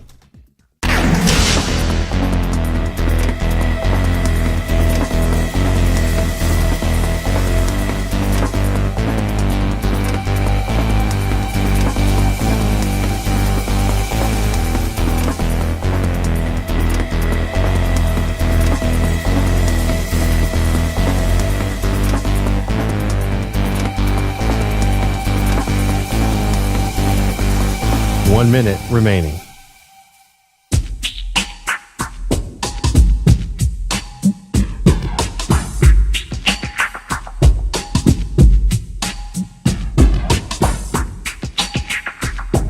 Forty-five seconds remaining.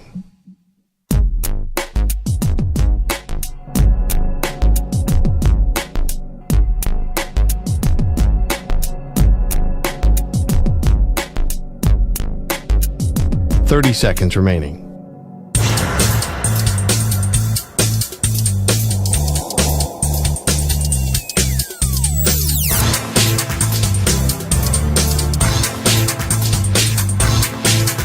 15 seconds.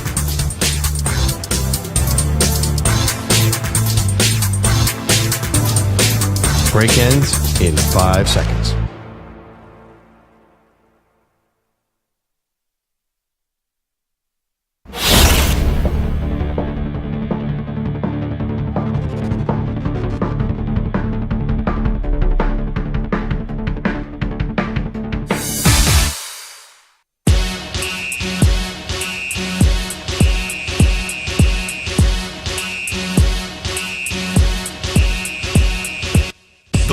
Continues on the Infinity Sports Network.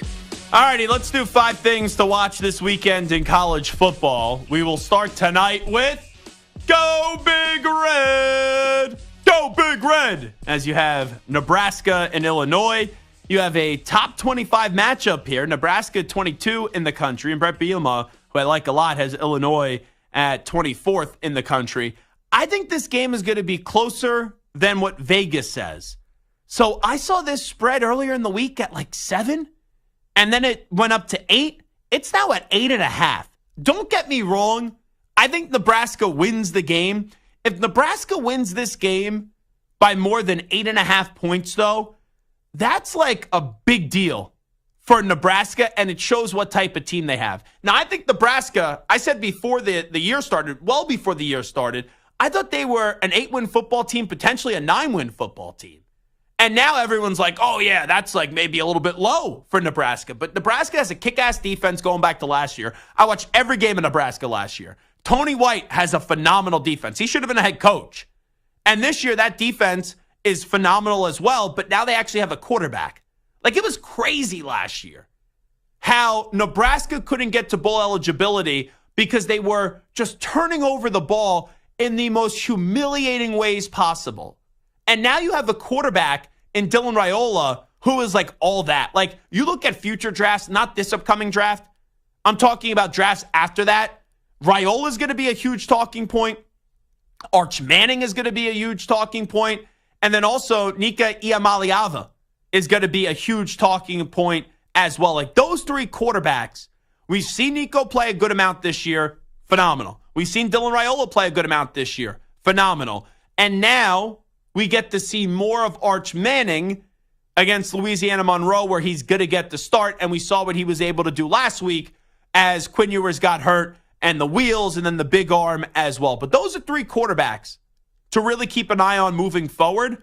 But with that being said, I think Nebraska wins, but the Illini are getting disrespected a little bit heading into this one. Like, Kansas, I thought was going to be good this year in the Big 12. Like, they had expectations, Kansas. And to start the season, you look at the Jayhawks, who Illinois did beat Kansas. That's why I'm bringing them up. Kansas, they lost. They beat Lindenwood 48-3. They lose to Illinois, and then they lose to UNLV. And now you have a big game this weekend, Kansas and West Virginia, where both of those teams need a victory in the worst way. Because West Virginia got dismantled by Penn State to start the year, and then you thought the Eagles choked away a game. Maybe it's something in the water. I was going to say Pennsylvania, but Pittsburgh ended up completing the comeback. But where there's comebacks that do happen, where Philadelphia, they choked away a game up against the Atlanta Falcons. West Virginia, it was even worse in the backyard brawl, where Pitt was down like 10 with like 3:05 to play. And then West Virginia had that game won, and they ended up losing it. So that's a big game, Kansas this weekend going up against West Virginia. But Illinois beating Kansas in week 2, that's a big win for them. So I think this is a game that both of these defenses keep it tight. I think it's close, but I'll take Nebraska to win the game, but I have the Illini to cover the 8.5. I could see this being 27-20, like right close on the number. Could be a little bit closer to that, like maybe 24-20. The thing to watch with Nebraska, too, so far this season, first half, awesome. Second half, little underwhelming. Like, they had only 10 points against UTEP in the first half. You look at, and they won that game 40-7. The Colorado game, they had no points in the second half. They won that game 28-10. The Northern Iowa game, even. They had 21 points at halftime. They only scored 13 points in the second half. So there has been differences with Nebraska first half to second half. I think Nebraska plays a more complete game, but the Illini are no slouch. I do believe that game is close, but Nebraska, they win. They just don't cover the spread. All righty, next game that we'll look to. We had Chris Plank on earlier. Does a great job on the Oklahoma Sooners radio network. I am really excited for Oklahoma and Tennessee. I know that we'll get into Michigan and USC in just a bit, and Utah and Oklahoma State.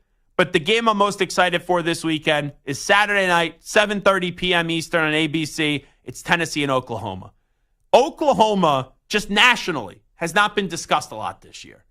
It seems like they're in the SEC now with Texas, but all we're doing is talking about Texas.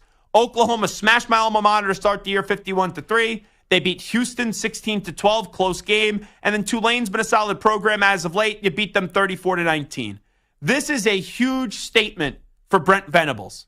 It's a huge statement for him, and he has his hands full up against Nico Iamaleava. And Tennessee, we all know the Josh Heupel story, won a national championship with Oklahoma as a player, and then as an offensive coordinator, ended up getting fired. So there's a test for both teams this week. I think it is better for college football if Tennessee wins this game this week. I don't think there's a loser for college football, but Tennessee is starting to look like a team that is humming. And we saw what they did a few years ago, and then you had the unfortunate injury to the quarterback, but we know what Heupel is capable of as a head coach. We saw at UCF, we saw a little bit at Tennessee as well. But this is a Tennessee squad where going into the year, I didn't know what to make out of them outside of the quarterback. We knew the quarterback was going to be great. You still look at the SEC pecking order, right? Georgia is better than Tennessee. You have Alabama better than Tennessee, Texas better than Tennessee. But the way that I've been saying this, and I've been saying it now for the last 2 weeks, Ole Miss, Missouri, Tennessee. Who's the best between those three teams? I would say Tennessee is better than Ole Miss, and I would say Tennessee is better than Missouri. So I think this is a perfect litmus test for both these teams. Tennessee, even though you played NC State back in week 2, and they were a top 25 team at the time, and Doran's a very good coach. You know, no one's going to praise you for beating Chattanooga and Kent State 69-3 and 71-0. They will praise you for crushing and beating the brakes off NC State 51-10. But now you get your best competition. And for Oklahoma, you're solid. You're top 15. People haven't been giving you the credit that you probably want. Venables got us to make a big defensive statement as a head coach with the defensive mind that he has going up against a fine offense with Josh Heupel and Nico Iamaleava. That's number 2. Number 3, talking about offense. Michigan. Can you have a pulse? Can you have a pulse this week up against USC? I'm not going to crush Michigan this year. They just won a national championship. We know what they lost in McCarthy and Corum, the members on the line, Mikey Sanders still on the defensive side of the ball, Chris Jenkins on the defensive side of the ball, Jim Harbaugh back in the NFL. But Michigan not utilizing the transfer portal in the transfer portal era to get a quarterback is a disgrace. Davis Warren, phenomenal story. I wish him nothing but the best. There's a reason why he's getting benched. I was shocked when I was in Vegas, and John Jansen, who does the games, told me he thinks Davis Warren's going to start and it wasn't going to be Alex Orji. Because all off season long, it was Alex Orji this, Alex Orji that. He's going to be the guy. He could be the Jalen Milroe type of story this year in college football. And they don't trust him to throw. So if I'm Michigan this week, I say, F it. I was trying to figure out how I could say that. I would say, F it. I don't care that they're 2-1. I don't care that they got the snot beat out of them by Texas. USC coming to your place. Let Alex Orji be a dual threat quarterback this week. Because if you go in with this conservative game plan and you go in thinking, oh, this is Michigan against Penn State, let's say, from a year ago, where you knew you were just better and you could run and embarrass James Franklin, you're not going to win this game. You got to be creative. You got to empty the kitchen sink in this one to beat USC. And I'll give credit to USC. I thought USC going into the season was not going to be very good, but I thought they would overachieve because so many people were down on USC. This is a game for USC where, yes, you're 2-0, You beat LSU to start the season. Everyone's praising you out of the gate. Oh, Lincoln Riley. Oh, look at the Trojans of USC. Miller Moss, and look what he's been able to do. All that goes out the window. And you go back into that fraudulent kind of category if you lose to Michigan. They should beat Michigan this week. So I want to see the USC. Can you take care of business like Texas not only took care of business, but dismantled Michigan, and Michigan empty the kitchen sink this week up against the Trojans? So that's number 3. Number 4, I think the Big 12 is the toughest conference to predict in college football. Going into the year, you could legitimately make a case for like 6 to 8 teams to win the Big 12. There was a long list of teams that you could consider to win the Big 12. 2 of those teams going in definitely were Utah and Oklahoma State. They will match up this weekend in Stillwater. You will have Kyle Whittingham up against Mike Gundy, 2 longtime coaches. I want to see where the health of Cam Rising is in this one. And also, I'll be curious to see if Ollie Gordon can get things going. We know what he was able to do a year ago for Oklahoma State, but he's been off to a slow start this season. Whoever wins this game, I'm not saying they are definitely going to win the Big 12 because that'd be crazy. Personally, my pick is Kansas State. But this is kind of a game of tug of war. And whoever wins this game then gets to go take the rope home. And then they are perceived to be the better team in this matchup between the Big 12. And you look at it for Oklahoma State, this is a tough stretch. You got Utah, and then you follow it up against Kansas State. And then Utah, who started the year off 3-0, they have Arizona next week, who Arizona got exposed a little bit by Kansas State last week, but we know Arizona has a very good offense as well. So who's better in the Big 12 between Oklahoma State and Utah? That's going to be something I want to watch coming up on Saturday. And then, finally, you know that we can't get through a segment without mentioning Arch Manning multiple times. I know it's Louisiana Monroe and Texas. That's the matchup. Texas is a 44-point favorite. The over-under is 52.5. So this is, right, like, could be a 50 to nothing, 51, 53, nothing kind of game. You know, Vegas is expecting Texas to cover the number, I would imagine. And then the over-under, I think, is the more interesting part in this one. Can I just ask a quick question here? And Stu, I don't know if you'll know this. I'm not expecting you to know this, but it is show related where there is a connection in this one to a friend, a dear friend of the show.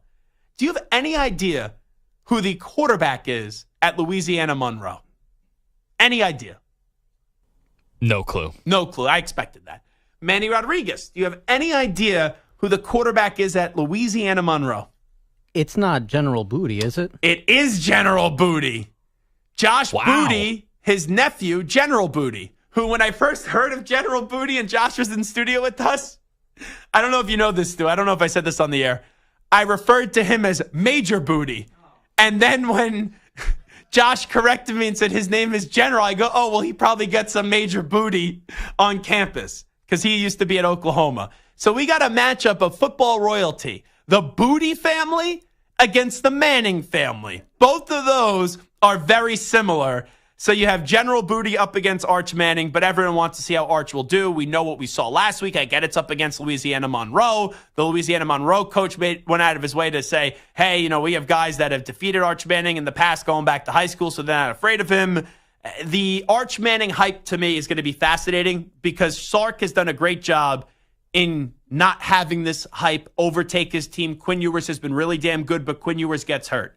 So I don't think Quinn Ewers plays against Louisiana Monroe. Obviously, he's not. It's Arch Manning. And then Mississippi State, I would be surprised as well. Then they have that game up against Oklahoma and then the following week, Georgia.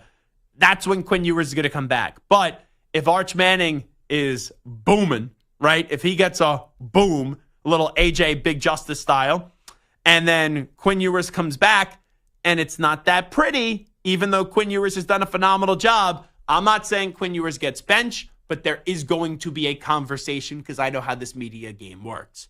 All right, those are the 5 things to watch out for this weekend in college football. What a name, by the way. General Booty. I actually think they should have named the kid Major Booty. Manny, that's just me. Well, General isn't his government name, is it? That's his birth given name, General? I just know he's called General Booty. Why do you have to? You're like the Twitter troll. I am. That's exactly. Well, you just called me a troll on social media. You say that all I do is troll on social media. You just said that last hour. This can't be his real name. It's General? No, on Wikipedia. I love that website. It says General Maximus Axel Booty.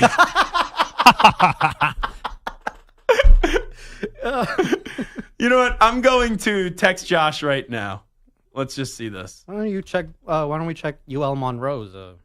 Louisiana Monroe? Yeah. Josh, quick question. Is your nephew's legal name actually General? Or is it a nickname? Got to be a nickname. No, I think that's his actual name. Oh. I really do believe that. But like, there's been people that have had the first name Major Applewhite. He was a former coach. I don't know where he is now. I think he was at SMU. But that's why I probably got those confused. But that's why if I was the father, which I'm not, I would have gone with General Booty. I would have gone with Major Booty instead of General Booty. You're looking at this very quickly. Yeah, I don't see anything on ULM's football page. I think that's his legal name. God bless. His given name. God bless. General Booty. The only reason I know that is because of college football as well. He actually transferred out of ULM in my fantasy world, in my video game. So that's how I knew that General Booty was a quarterback at ULM, because of college football 25. That's why NIL should be here. A kid like that, great for NIL, obviously. All righty, this is Zach Gelb Show on the Infinity Sports Network. Let's get to General Manny Rodriguez. Infinity Sports Network Sports Flash. All right, Commander Gelb. Sunday's NFL slate is getting closer, and the Texans are getting ready to roll with Cam Drop and give me 20. Cam Akers at running back. The team has listed Joe Mixon as doubtful with an ankle injury, while Dameon Pierce has been ruled out. Speaking of running backs, the Seahawks have listed Kenneth Walker III as doubtful, while Andy Reid said Kareem Hunt will not be elevated from the practice squad for Sunday's game. Looking at the NFC East, where CeeDee Lamb is off the injury report and ready to go for the Cowboys, while A.J. Brown has been ruled out for the Eagles. To the NBA, speaking of Philadelphia, 2023 MVP Joel Embiid and the Sixers have agreed to a 3-year max contract extension worth nearly $193 million. His career earnings will rise to just over $500 million with the new agreement. That's fourth highest in league history, behind LeBron James, Steph Curry, and Paul George. Wrapping up on the diamond, a couple of teams with their eyes on the NL wildcard made some roster moves, as the Braves have reinstated second baseman Ozzie Albies. He fractured his wrist in late July, and the Diamondbacks have reinstated outfielder Lourdes Gurriel Jr. He strained his calf on September 1st. One game in progress in Major League Baseball. The Cubs lead the Nationals 3-1, top of the ninth inning. I'm Manny Rodriguez. This is the Infinity Sports Network. Follow us on Instagram. Our handle is Infinity Sports Network. That's Infinity Sports Network to follow us on Instagram.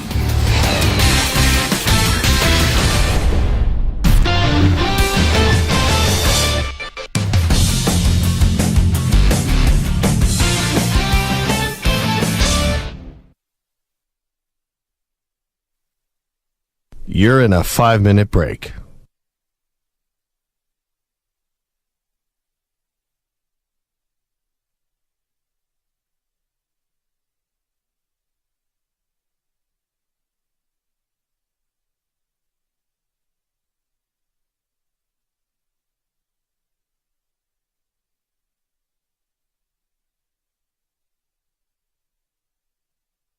Four minutes, 30 seconds remaining.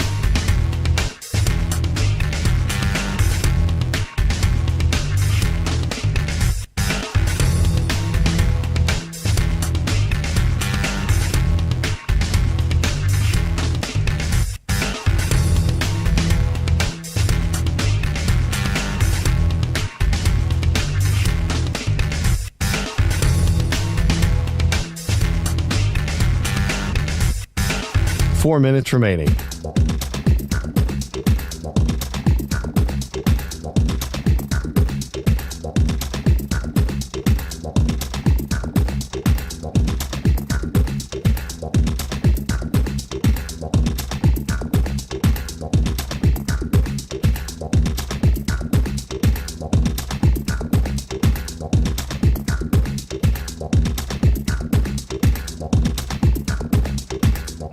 Three minutes, 30 seconds remaining.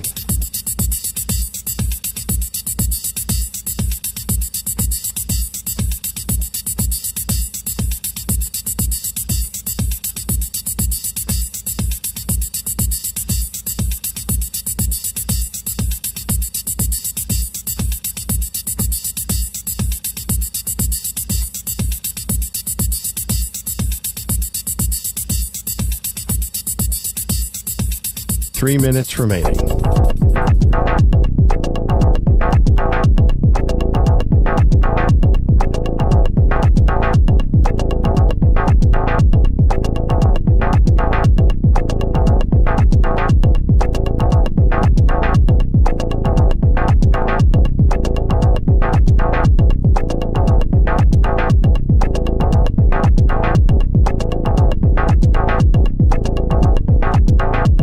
Two minutes, 30 seconds remaining.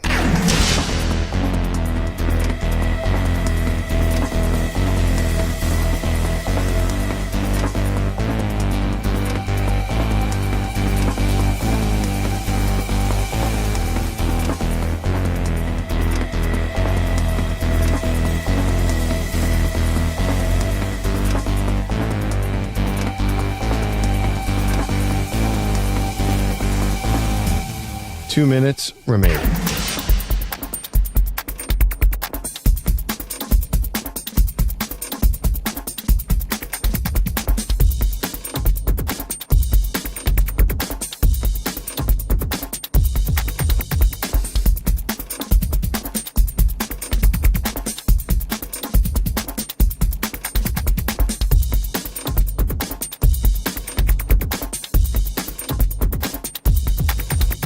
One minute, 30 seconds remaining.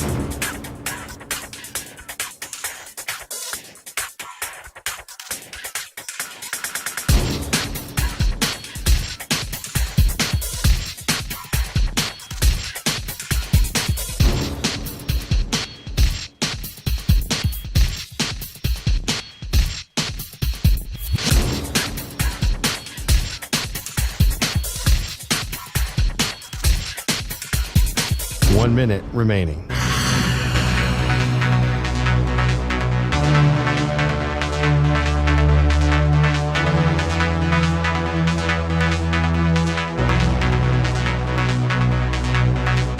Forty-five seconds remaining.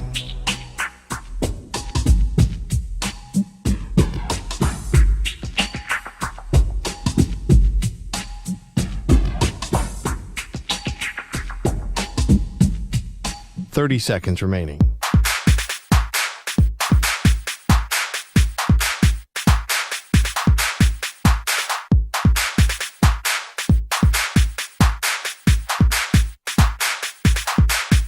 Fifteen seconds.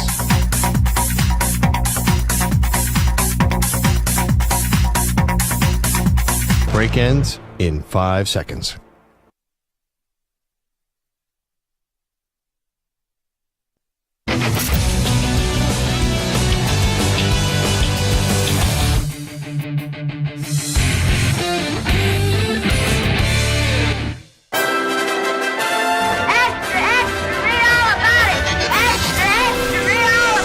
Time for your daily news brief. We get you caught up on the rumors, reports, and reconnaissance from the day in sports. And this portion of the show is brought to you by Sleeper. Just download the Sleeper app today and use code BLOCK when signing up. Must be present in certain states. Visit sleeper.com for details. Sponsored by Blitz Studios. Let's start off with the JETS Jets. They dismantled my Patriots last night. Here is Aaron Rodgers on his strong game up against New England, courtesy of our friends at Amazon Prime Video. I felt pretty good tonight. I was doing some things I did as a younger man. So I've said that, as the games go on, I'm going to feel more comfortable moving around a little bit.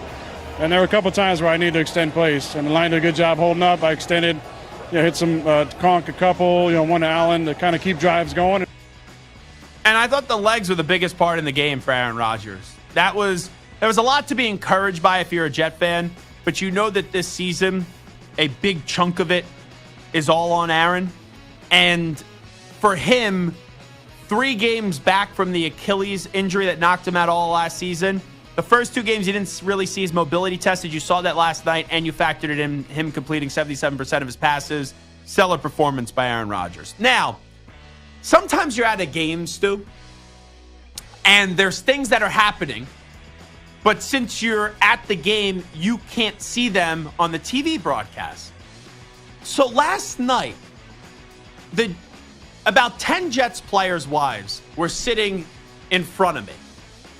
And I see them passing their phones around saying, did you see this? Did you see this? Did you see this? Like down the aisle with the Jets' wives. And it was Aaron Rodgers running over to the sideline, and Saleh like goes to give him a hug, and Rodgers shoves him away and then daps up everybody else. So that started to make its way throughout the stadium, even though at the time everyone could have seen it, but you're like not looking for that. And it was broadcasted on TV or Amazon Prime, however you want to refer to that these days. Here is Robert Saleh on his version of the awkward exchange with Aaron Rodgers. What happened in the second quarter? Looked like you went up and tried to give Aaron Rodgers a hug there. Yeah, he, part of the things that we've been talking about is to just give the defense a 2-score lead. And it was a 2-score lead, so I guess he just wanted to see something on defense. So he just reminded me that he got a 2-score lead. So that is the Saleh side. Here is the Aaron Rodgers version of it. There was that awkward exchange with you and Robert. You appeared to push him away. No, it was not anything awkward at all. You appeared to push him away. Then when he went to hug you, what happened? I didn't know. He's not a big hugger, usually, so I didn't know he was going for the hug. He likes to do the 2-hand chest push as well. But he talks a lot about 2-score leads. So I just kind of gave him a push and said 2-score lead. That's what happened. I remember a few years ago, Jeff McNeil and Francisco Lindor got into it, and they got into a fight. You couldn't see the fight. It was in the tunnel leading into the dugout. But you knew that there was a contentious situation. And then afterwards, they were talking like they were arguing over it was a rat or a raccoon that made its way into the tunnel. It was such a stupid, contrived story, right? In this case, it looked bad, Stu. Like when you saw that last night, you were like, ooh. Yeah, those guys don't like each other. What, are they fighting over the Egypt situation? I was like, what is this? Like, they are not happy. Or Rodgers is not happy. But I do think after hearing the explanation, and sometimes people give you an explanation and it's bull bleep, but I believe the explanation because if Saleh's big message is to just get the defense a 2-score lead, get the defense a 2-score lead. I was like, hey, Aaron, go do your bleeping job. Go do what we brought you here. And then he did that, and he like shoved Saleh in a fun way and it's like 2-score lead, 2-score lead. That's what I thought that was. So it looked like something, but I don't think it was really something. Let's go to Gerard Mayo. Coach, I'm upset with you. There was no reason to put Drake May in that game last night. So Gerard Mayo, why would you put Drake May in behind an offensive line that is horrible? In the second half, I felt like our offensive line, they just weren't blocking the way they did at earlier parts of the game. It definitely was something that I thought of personally, but at the same time, I thought it was too good of an opportunity for him to go out there and get some experience. Stu, I'm confused. So he said the offensive line was blocking differently in the second half, right? It did sound like that, yes. So you would infer that he thought the offensive line got better, right? Yes. But then he says, but it was too good of an opportunity, so it makes it sound like he didn't really care what the offensive line looked like. It was just like, oh, we're going to throw him out there because it was too good of an opportunity late in the game to just get in some action. I thought that was very ambiguous. Like you would think, okay, the offensive line looks better, so I'll throw him out there. But, hey, coach, what game are you watching? Because if you were a defensive player last night and you saw that offensive line, you would have been in the backfield all night long because your offensive line sucked. It was embarrassing. Oh, Gerard, what are we doing? So would Gerard Mayo moving forward make a change at quarterback? Listen up. I don't know. Look, we talk about every single week, you're competing for a job. So we'll get together as a coaching staff and see where it goes. Can he just start going Belichick? You know what, do it's in the best interest of the team. That's all you got to say. And why'd you put Drake May out there? You do it's in the best interest of the team. Just short and sweet. Short and sweet, Gerard. Okay, let's go to Tyreek Hill. His update on Tua Tagovailoa. He's doing amazing, man. How the locker room doing? The biggest thing that we want is to make sure that, Tua's all right. And once I called him, the day after or whatever, I heard his voice, heard he was in good spirits. I was cool, man, you know what I'm saying? Because to me, bigger than football, man. Our life is bigger than football. We also, individuals with families and, we got stuff going on. So once I heard that, it was cool, man. And I did see that Tua is actually going to go with the team to Seattle. So they're going to fly him out to Seattle this weekend, even though obviously he's not playing. on IR right now. Here's Steve Sarkisian, the coach of Texas. When Quinn Ewers is healthy, will he start? I think we have a national championship caliber team, and he's the quarterback of that team, and I think we still have that in front of us to go do that.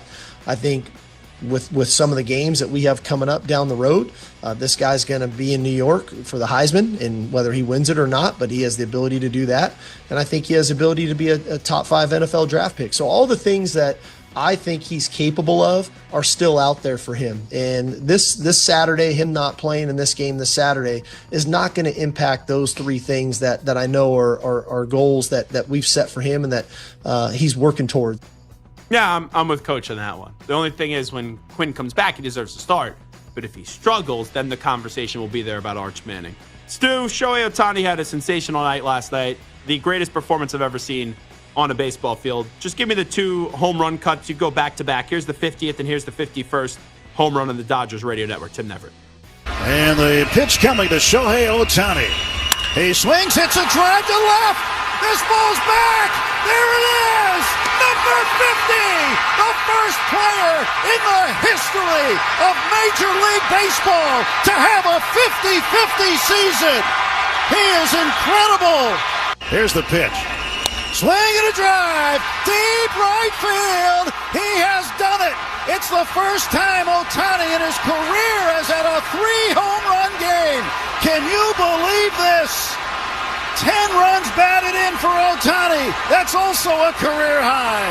51 home runs for Shohei Ohtani. This is the show that never ends. Can you believe this man? 6 for 6 last night. 3 home runs, 2 doubles, a single, 10 runs batted in, 4 runs scored, 2 stolen bases. And he becomes the first player ever to reach the 50-50 club, 50 home runs and 50 stolen bases. And he's not even pitching yet. I know he's been throwing a little bit, but there's also that facet of the game. I've never seen anything like this. But I've been told what Babe Ruth was. This is Babe Ruth, right? And this will be told for years and years to come. It is the Zach Gelb Show, Infinity Sports Network.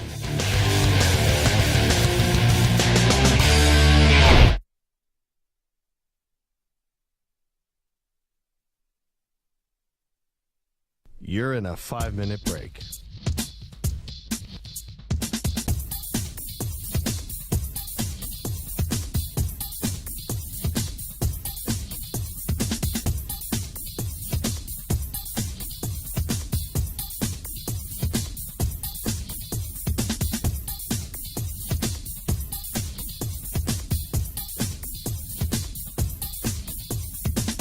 Four minutes, 30 seconds remaining.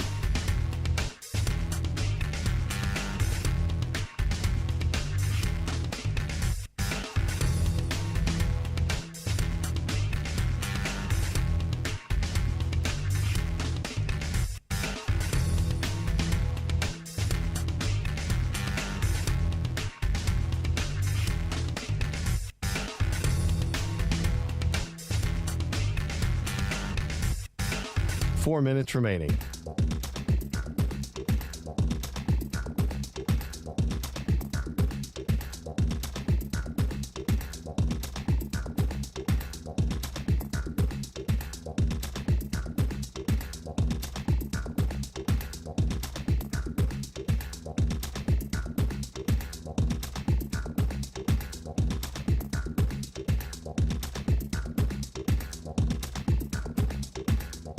Three minutes, 30 seconds remaining.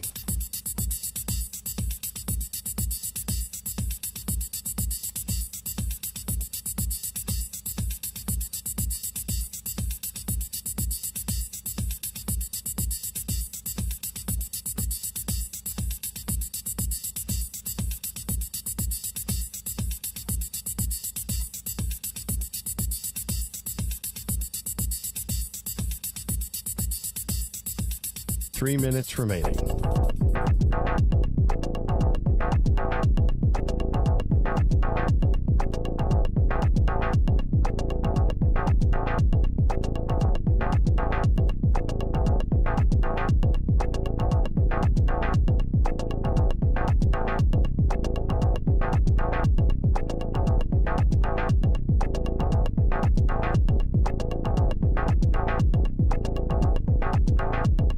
2 minutes, 30 seconds remaining.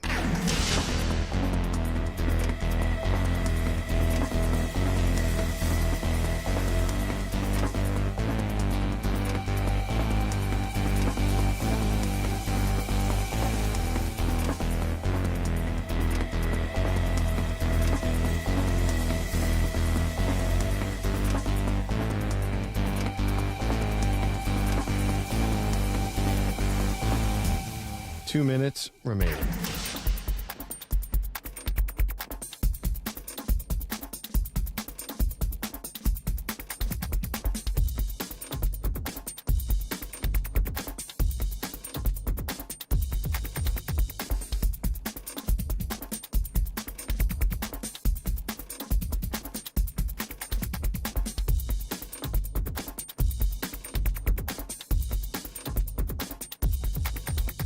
One minute, 30 seconds remaining.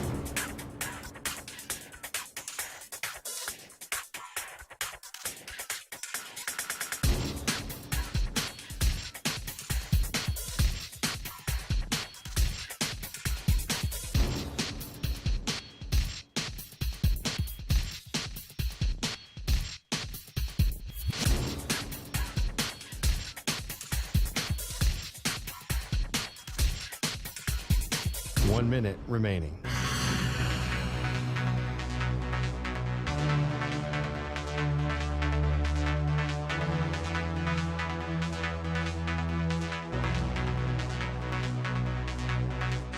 .45 seconds remaining.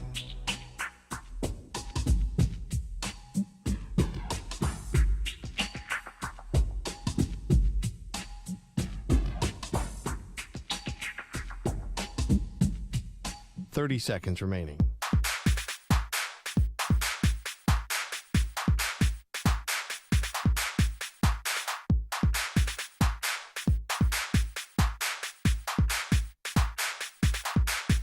.15 seconds.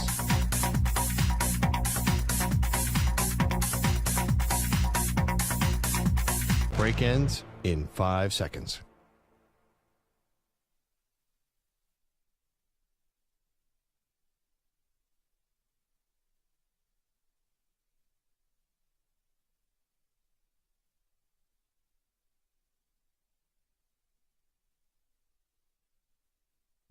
To infinity and beyond. He's live. He's nationwide. This is the Zach Gelb Show.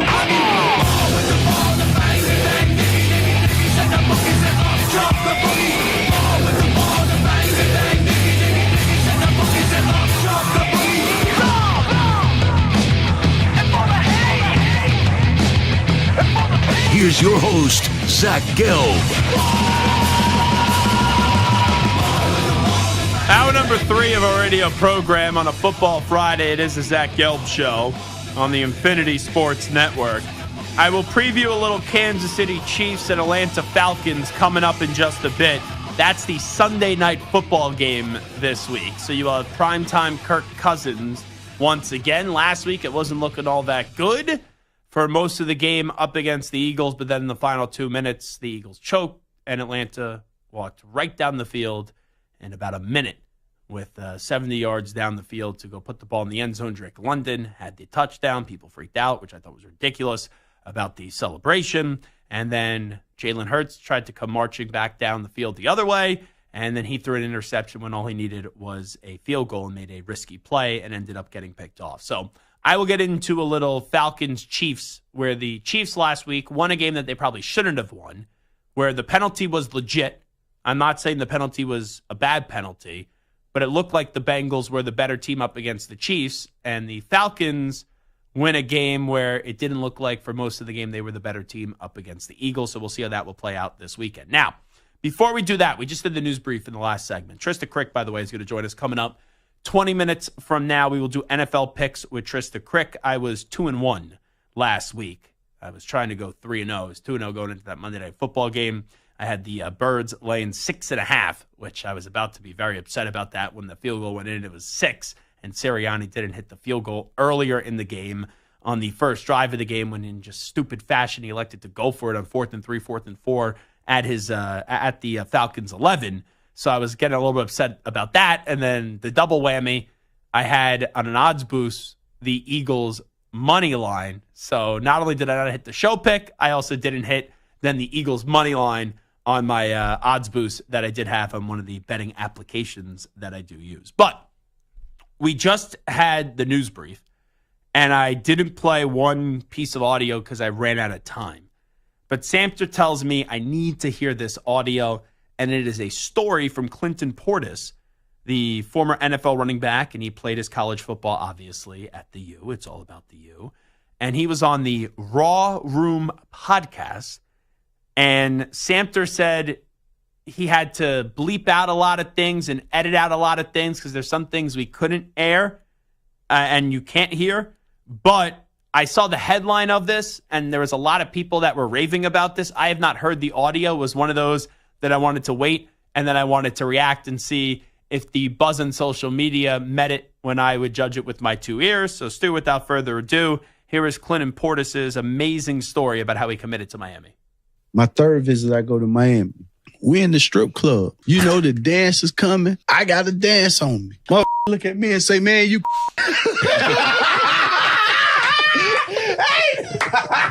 Hey, I shook my head, yeah. My head dropped back, my eyes rolled. That was the last thing I remember, right? Oh, my God, man. The next day, I get up to go down to breakfast, get on the elevator. I'm hungover. Bing! Door open, one of the coaches walk on. Oh, man, congratulations. We heard you committed last night. I say, huh? What? I'm looking, what? Elevator go down another floor. Next coach get on. Oh, man, congratulations. We're so excited to have you here. I said, man, what is he? I'm looking at my mama. She looking at me like, what did I miss? Like, what they talking about? But because all the coaches were so excited and congratulating me, I'm thinking, I might as well come here. They asked me if I was coming. I told the truth. Yeah, I am. But it wasn't about coming to Miami. It was that lap dance that I was telling you all from. That's how I committed to the University of Miami.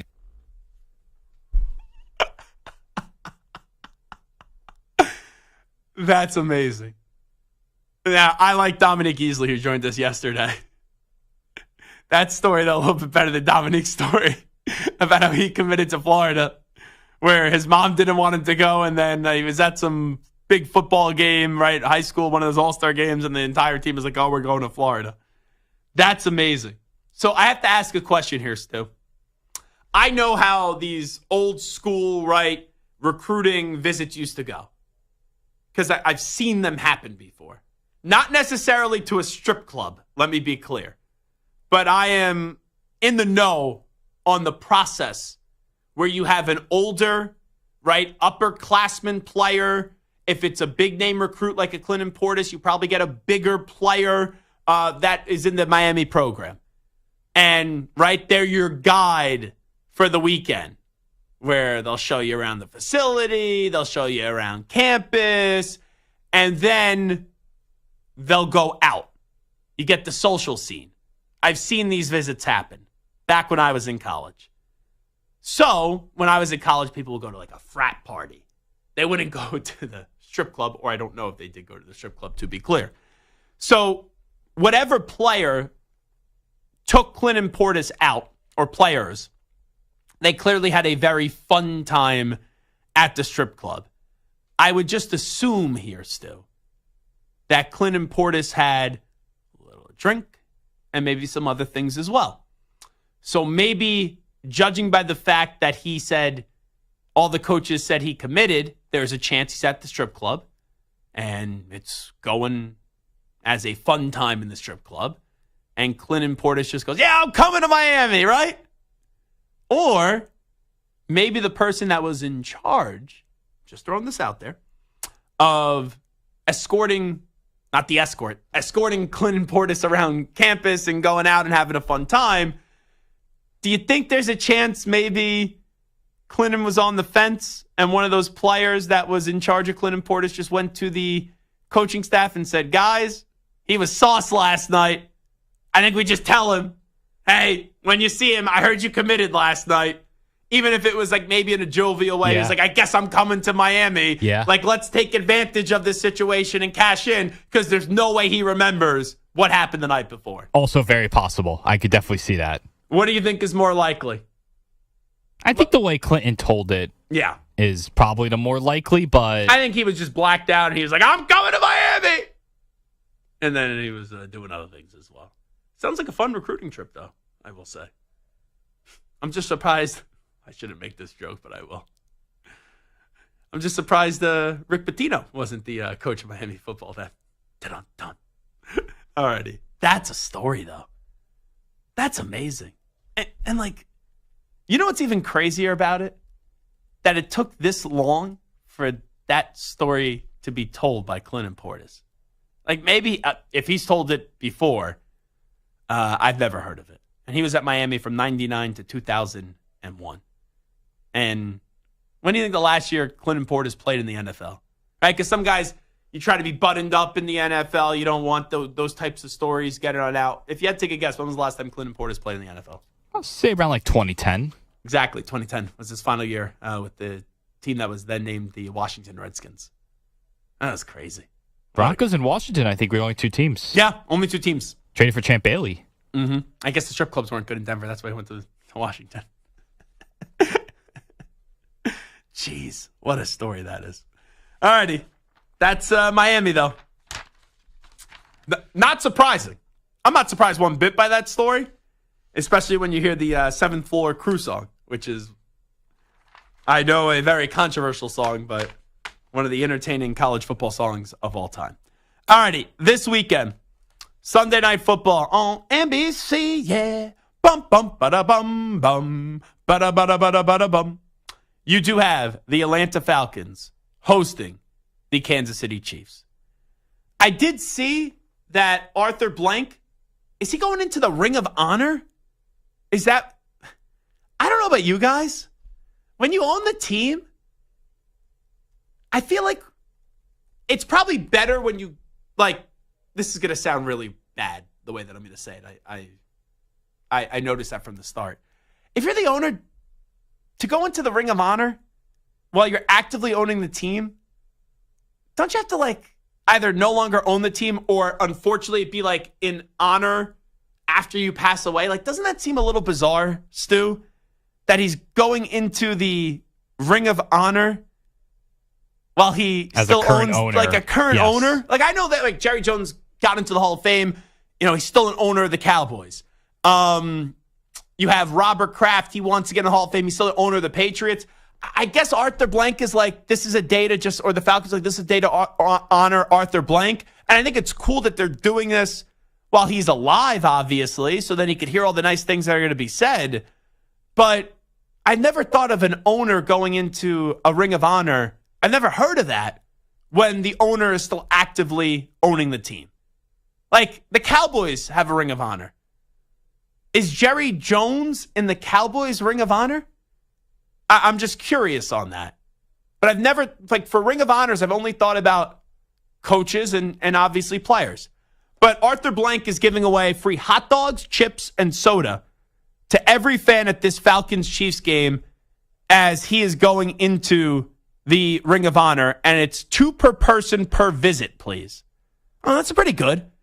It's not like you only get on your ticket like 2 for the, like, 2 free hot dogs, 2 free chips, 2 free refillable drinks throughout the night. That's per person. So as many times you want to go up to that concession stand. So that's pretty cool. And that's a neat job. And the Falcons are, when that stadium opened, they didn't, like, rob the fans. Those prices are usually pretty cheap anyway, considering for stadium food. I've never got where they had a Chick-fil-A in that stadium for a football team. Because most of the, like, I wish this was the Monday night game if I was a fan of the Falcons, because then you get Chick-fil-A at the stadium. That's pretty good stadium food. But you get Thursday night games and stuff like that. And then obviously there's other events there. But I always find that funny that they have a Chick-fil-A stand and it's not open for most of the home games for the Atlanta Falcons that they're on Sunday. But anyway, the Atlanta Falcons are going to do battle this weekend, coming off their improbable win up against the Philadelphia Eagles, where we last saw the Falcons on Monday Night Football. And they welcome in the Kansas City Chiefs. As I said to start the segment, the Chiefs won a game last week that it felt like they should have lost. And the Falcons won a game that also it felt like they probably should have lost as well. So very similar vibe in terms of Chiefs win when they didn't play their best, Falcons win when they didn't play their best. So with that being said, I'm looking at this game, and I like what I saw out of the Falcons in the final 2 minutes. And then I look at the spread, even though I think Kansas City's going to win the game. Like, Stu, Chiefs -3? Doesn't that seem a little bit too good to be true? I know the Chiefs have been sloppy. You know, they did not play a great game in week 1 against the Ravens. They won by 7. They did not play a great game last week against the Bengals. They won by 1. But this Falcons team was on the verge of going 0-2. And they pulled a rabbit out of their hat in the final 2 minutes of that game in Philadelphia as the Eagles gagged away that game. Your first reaction when you see Chiefs as only a 3-point favorite is what?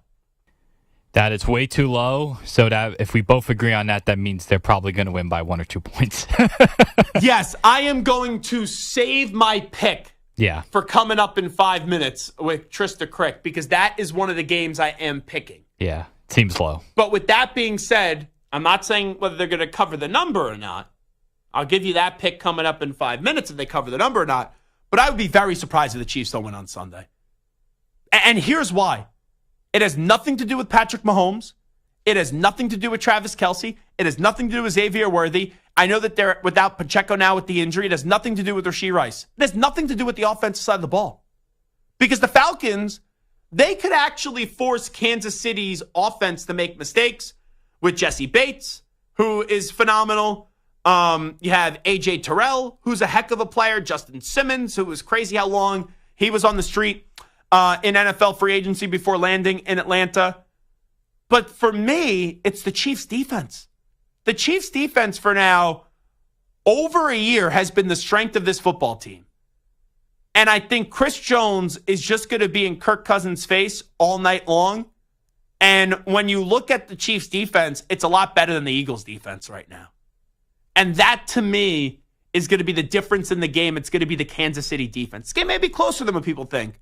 But I think the Chiefs do win because Kirk Cousins, even after the game, talked about how he's nowhere close to being 100%. And we saw in week 1, he looked like a statue.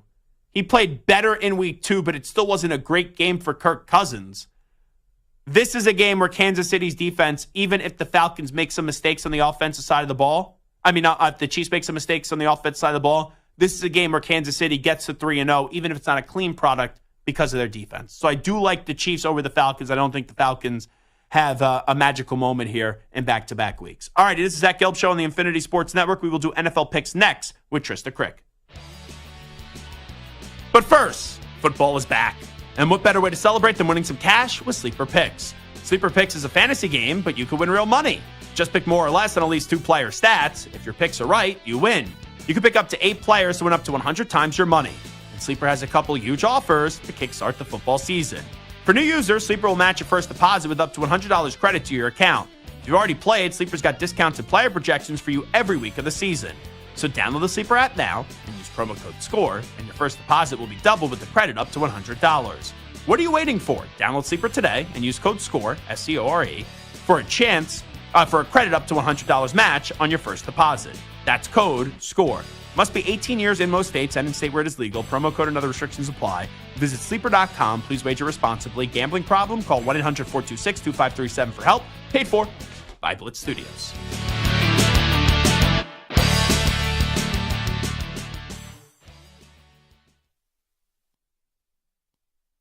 You're in a 4-minute break.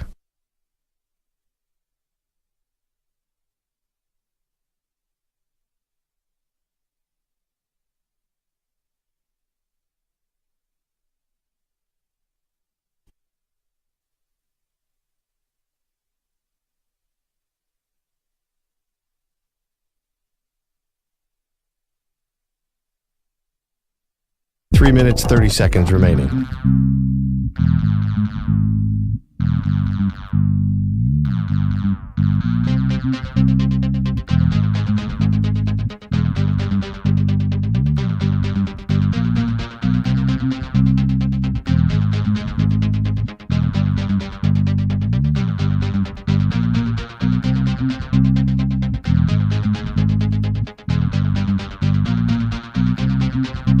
3 minutes remaining.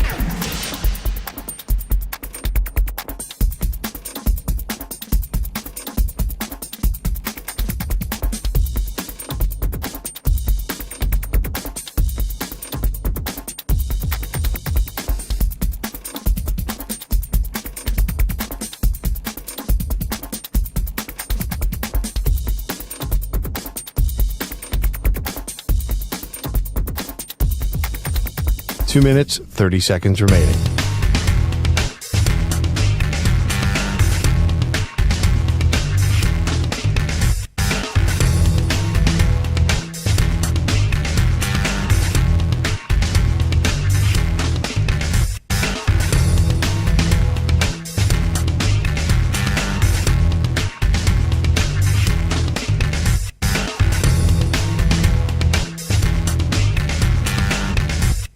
Two minutes remaining.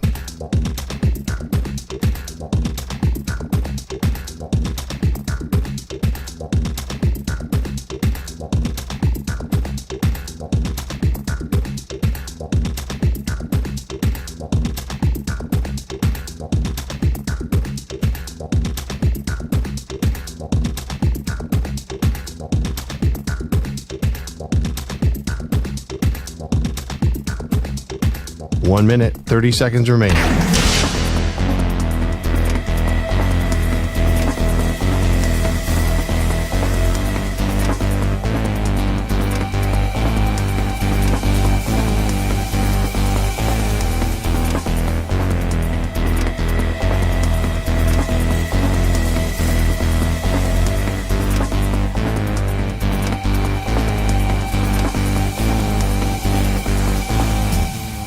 One minute remaining.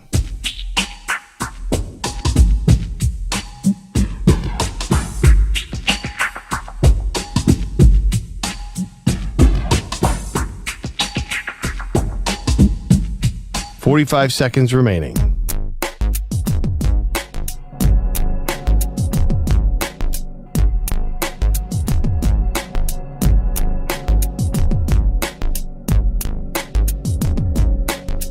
Thirty seconds remaining.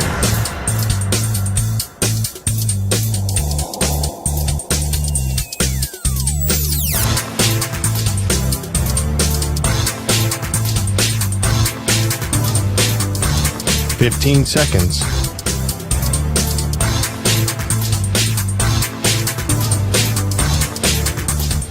Break ends in 5 seconds.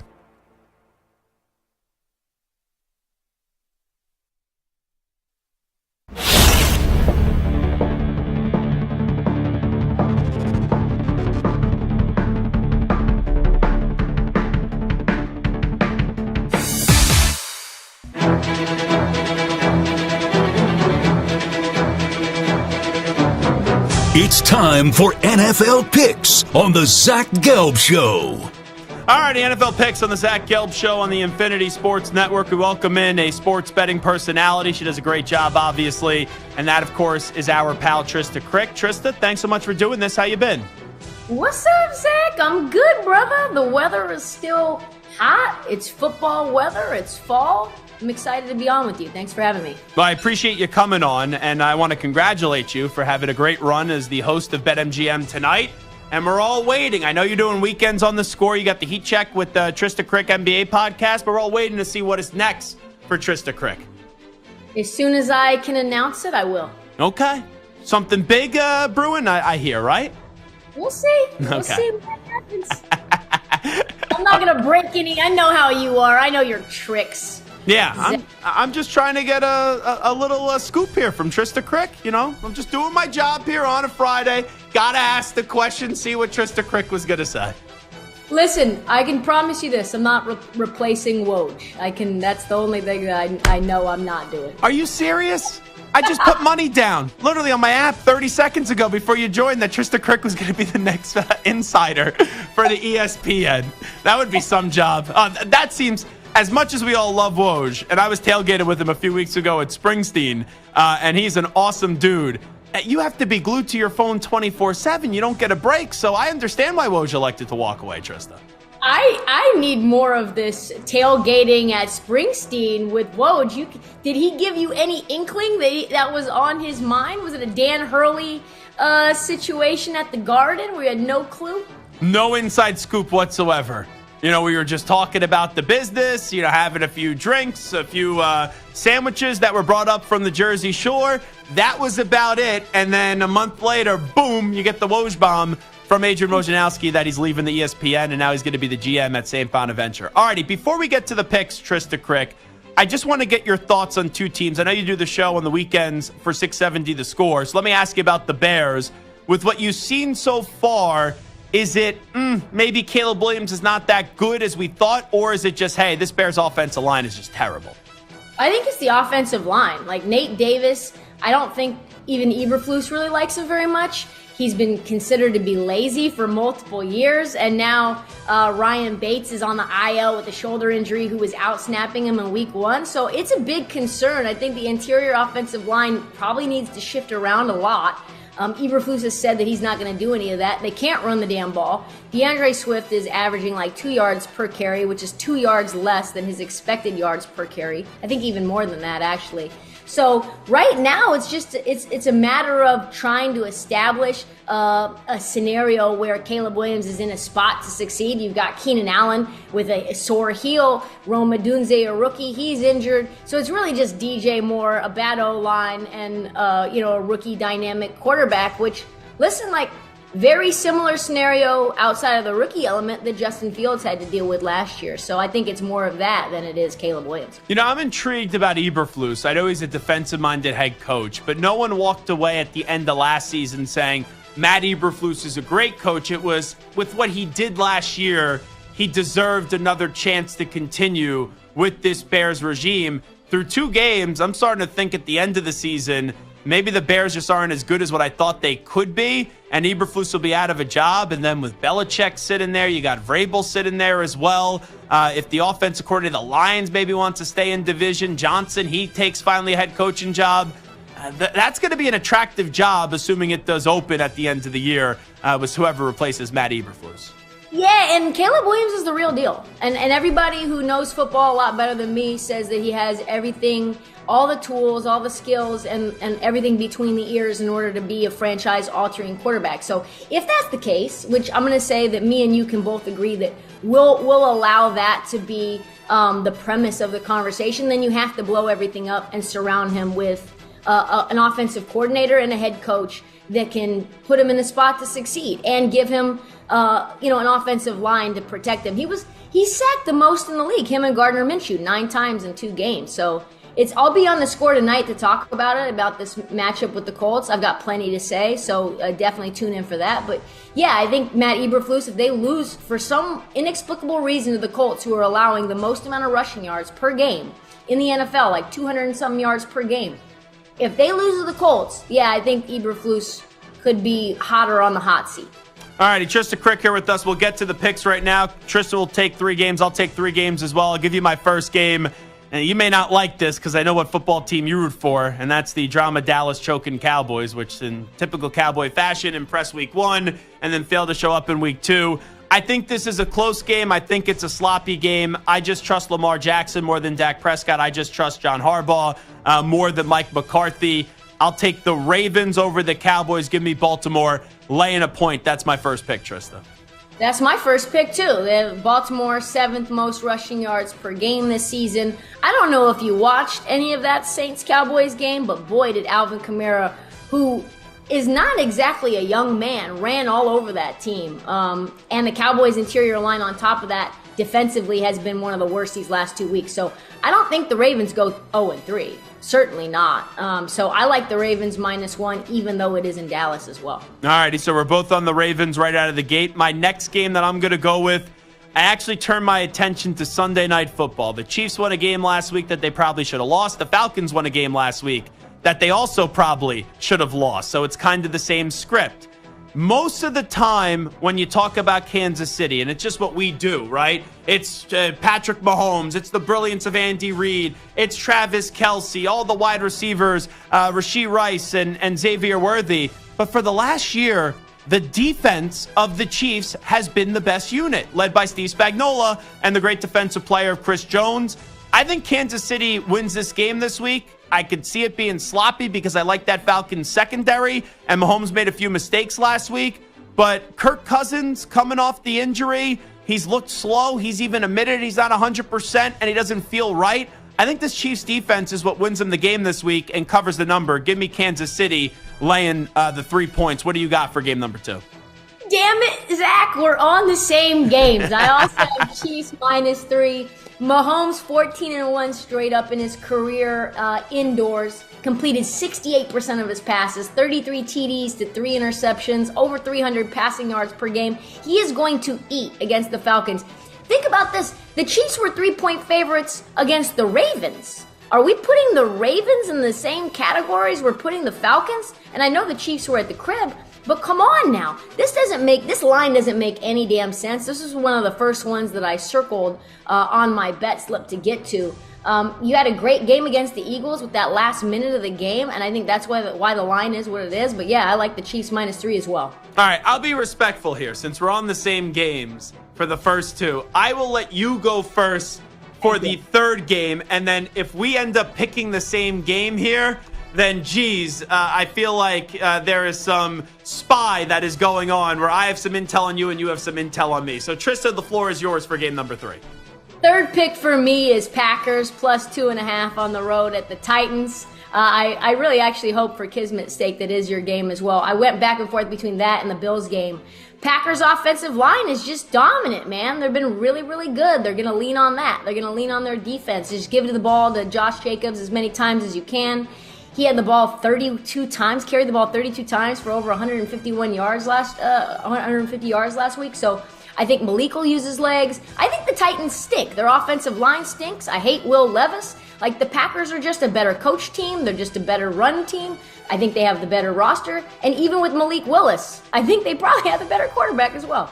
Wait, so I have to ask you a question. You say you hate Will Levis. I understand on the field he's not that good of a quarterback. He puts mayo in his coffee. Very questionable decision. But he revealed this week that he had to change his number because too many people got his number and are sending him some nasty messages. Is it true that Trista Crick sent him some bad messages this week? I would never send Will Levis any messages. No. I thought it was going to be he had to change his number because too many baddies were in his phone trying to ask him to go out on a date. I was going to say that also wasn't me. Trista Crick here with us. It's a very fair point. I did not have the Packers game, so I will not pick that one. I feel like this is a trap, but I'm going to go back to something that you said. I think it's an overreaction to the first 2 weeks of the season, especially week 2. The Saints are 2-0. They beat the Panthers. Anyone could beat the Panthers right now, and they crushed the Cowboys. I thought that win said more about the Cowboys than it did the Saints. How the Cowboys is what they do. They impress one week, and then they're a disaster the next week. Philadelphia does seem like it's missing something. I know A.J. Brown's not going to play in this game.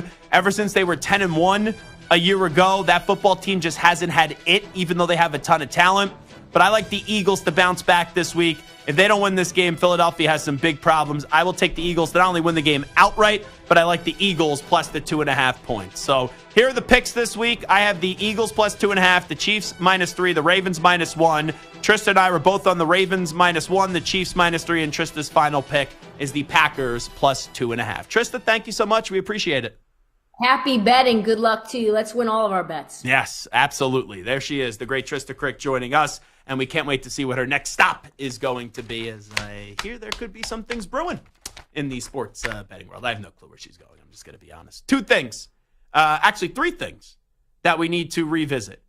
Number 1, we were talking about Arthur Blank going into the Ring of Honor while he currently owns the Atlanta Falcons. Samter has informed me, because I said, is Jerry Jones in like the Ring of Honor for the Dallas Cowboys? Samter's told me that Jerry Jones is not in the Ring of Honor for the Dallas Cowboys, and Robert Kraft is not in the Patriots Hall of Fame.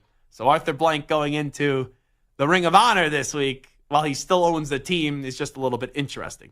Number 2, we were talking earlier about General Booty going up against Arch Manning. And I said, I think that is his actual given name. And Manny Rodriguez was like, Gelb, you're an idiot. You're a moron. You're a dope. There's no way his actual name could be General Booty. Didn't say all of that, but I thought it. Continue. Yes, I could read your mind, Manny. I've worked with you long enough.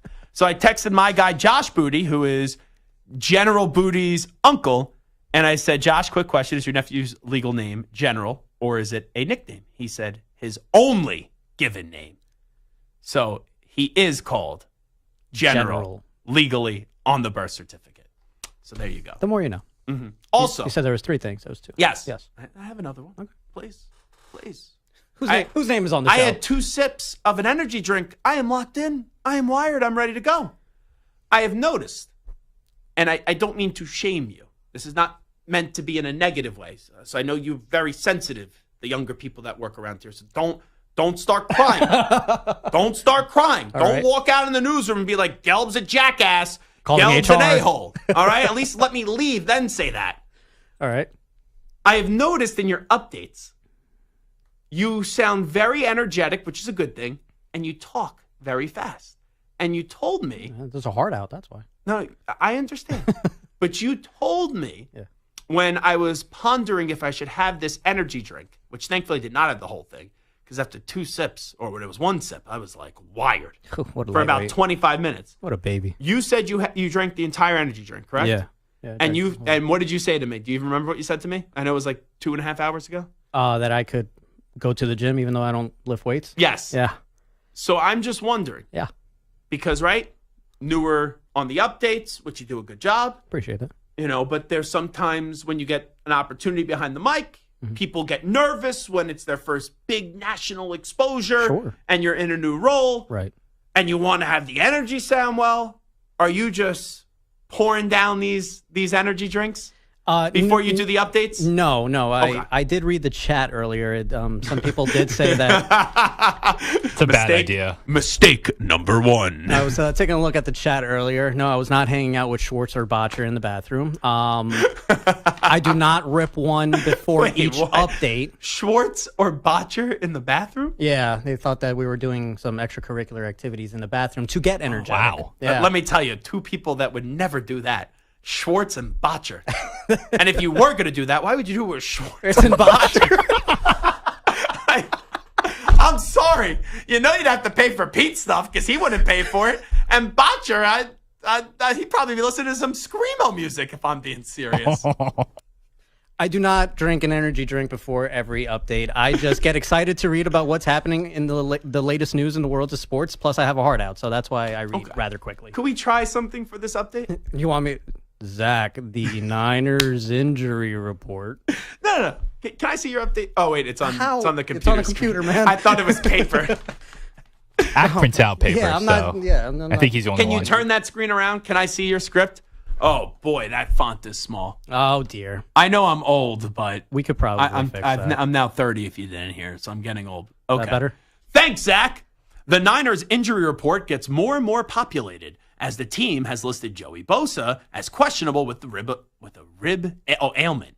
Who writes this stuff? You? Me. It's a rib injury, a rib ailment. Well, I'm sorry that my SAT words are a little too much for you. Do me a favor, because I am an erudite man, SAT word. Can you flip that one more time? Script one more time? Let me see. All right. Thanks, Zach. I'm Manny Rodriguez. The Niners injury report gets more and more populated as the team has listed Joey Bosa as questionable with the rib ailment, while George Kittle is doubtful to play on Sunday against the Rams because of his hamstring. The team will also be without Deebo Samuel, who hates Zach Gelb, as he recovers from a calf injury. Chargers quarterback, why do you hyphenate QB? Because I'm going to say Chargers QB, Justin Herbert. Okay, not quarterback. Yeah. Chargers quarterback Justin Herbert did not practice today and told reporters he is dealing with a high ankle sprain. The team has listed him as questionable. Browns defensive started to scroll. Whoa. Browns defensive end Myles Garrett told reporters today that he is dealing with the same injury on both. I suck at updates. Let me tell you that. I would not be good at updates. You know why? Why? This is gonna sound doesn't make me look smart. I'm not good at reading. Like I'm not.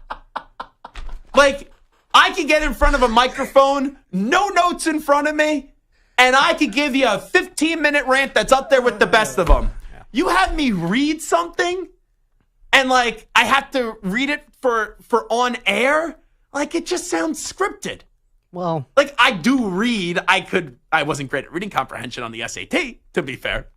But like reading a script on the radio, for me, I can't do it. Like I'm sure if I had to sit there and do the update anchor and all that stuff, but I'm sure if you more wrote it out, conversational. I'm sure if you wrote it out as well, Yes. you'd be able to because I mean if you And if also you not read have to somebody like else's, squint to read your. yeah, your it's whole also thing. it also helps to see. Yeah. So okay. Well, you know what? I'm gonna stop giving you advice on how to do updates. But just do me a favor. Yeah. I'm not saying go golf. I'm not saying like, all right, we're here on the 18th tee at Augusta, a tradition unlike any other. I'm not saying you have to go like that, but like, don't seem as if you had 9 energy drinks before you did the update. I'll go take a downer after the next one. Okay. If you want to do that, be my guest. We'll come on back with some onsides, offsides. It is the Zach Gelb Show, where the host can't read on the Infinity Sports Network. Now with the latest update, a man that could barely read, and that's why he's doing the updates. It's Manny Rodriguez. Infinity Sports Network Sports Flash. Thanks, Zach. As you said, the Niners injury report gets more and more populated as the team has listed Joey Bosa as questionable with a rib ailment, while George Kittle is doubtful to play on Sunday against the Rams because of his hamstring. The team will also be without Deebo Samuel as he recovers from a calf injury. Chargers QB Justin Herbert did not practice today and told reporters he is dealing with a high ankle sprain. The team has listed him as questionable. Browns defensive end Myles Garrett told reporters today that he is dealing with the same injury on both feet. Don't feel 100%, but feel good enough to go out there and make a difference. So I'm going to go out there and do that. The team's latest version of the injury report says Garrett has no designation, but the reigning Defensive Player of the Year did not rule out surgery in the future. Garrett has recorded 2 sacks, both of which forced a fumble. The following players, they have been ruled out for Sunday's slate: Jordan Addison, David Njoku, Keenan Allen, and A.J. Brown. To the Diamond, our Friday matinee contest is over. Mike Talkman's 2-run single in the 7th inning is the difference as the Cubs beat the Nationals 3-1. Rookie James Wood, he hit a 421-foot homer in the defeat. I'm Manny Rodriguez. 7.4 out of 10.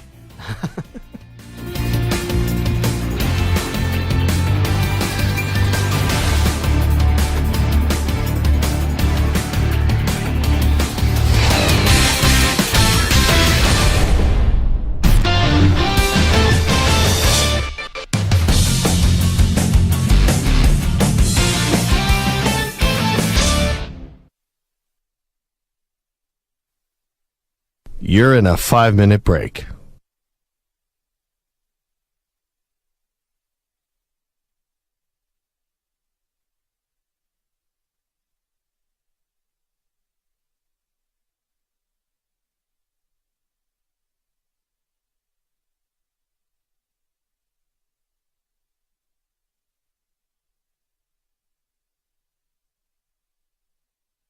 Four minutes, 30 seconds remaining.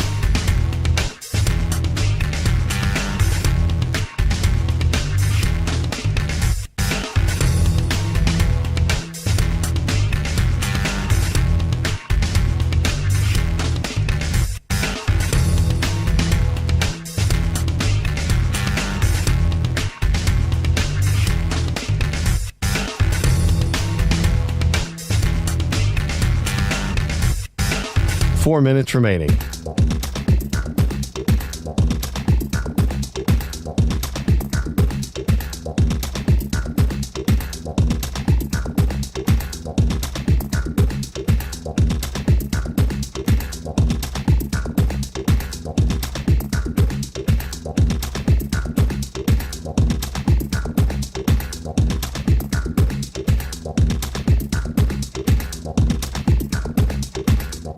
Three minutes, 30 seconds remaining.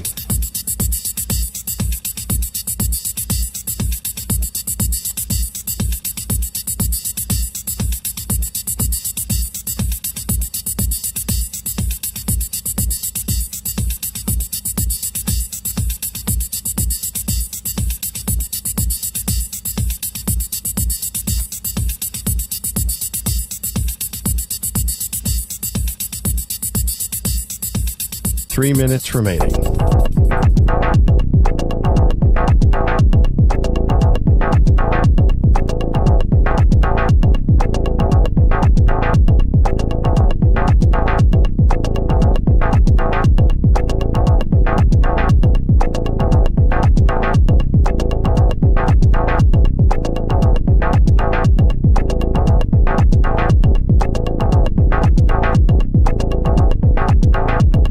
2 minutes, 30 seconds remaining.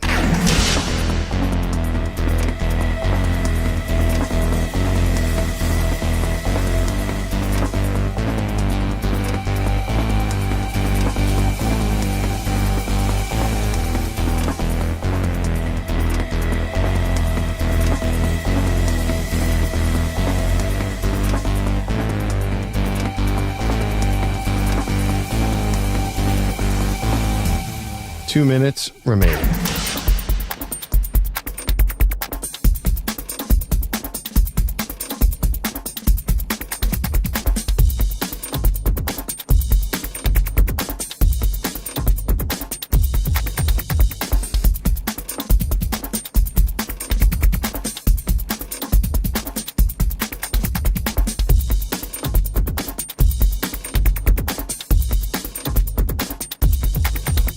One minute, 30 seconds remaining.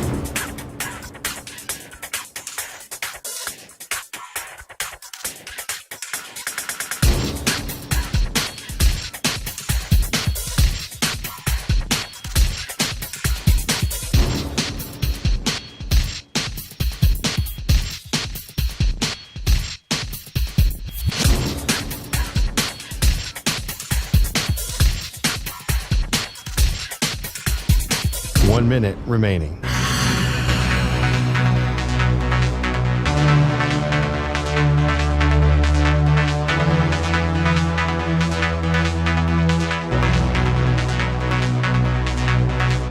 Forty-five seconds remaining.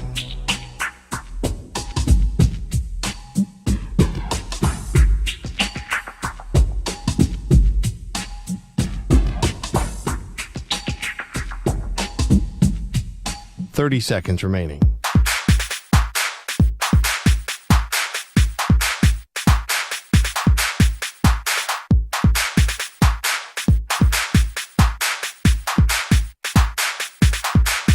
Fifteen seconds.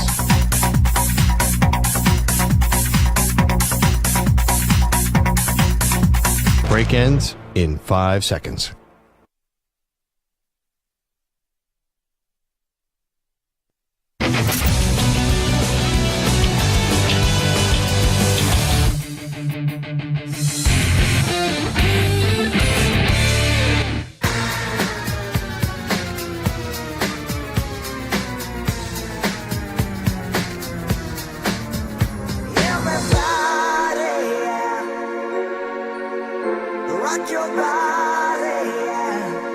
Hey, this is Howie. And this is Nick. From the Backstreet Boys. And you're listening to the Zach Gelb Show. And guess what?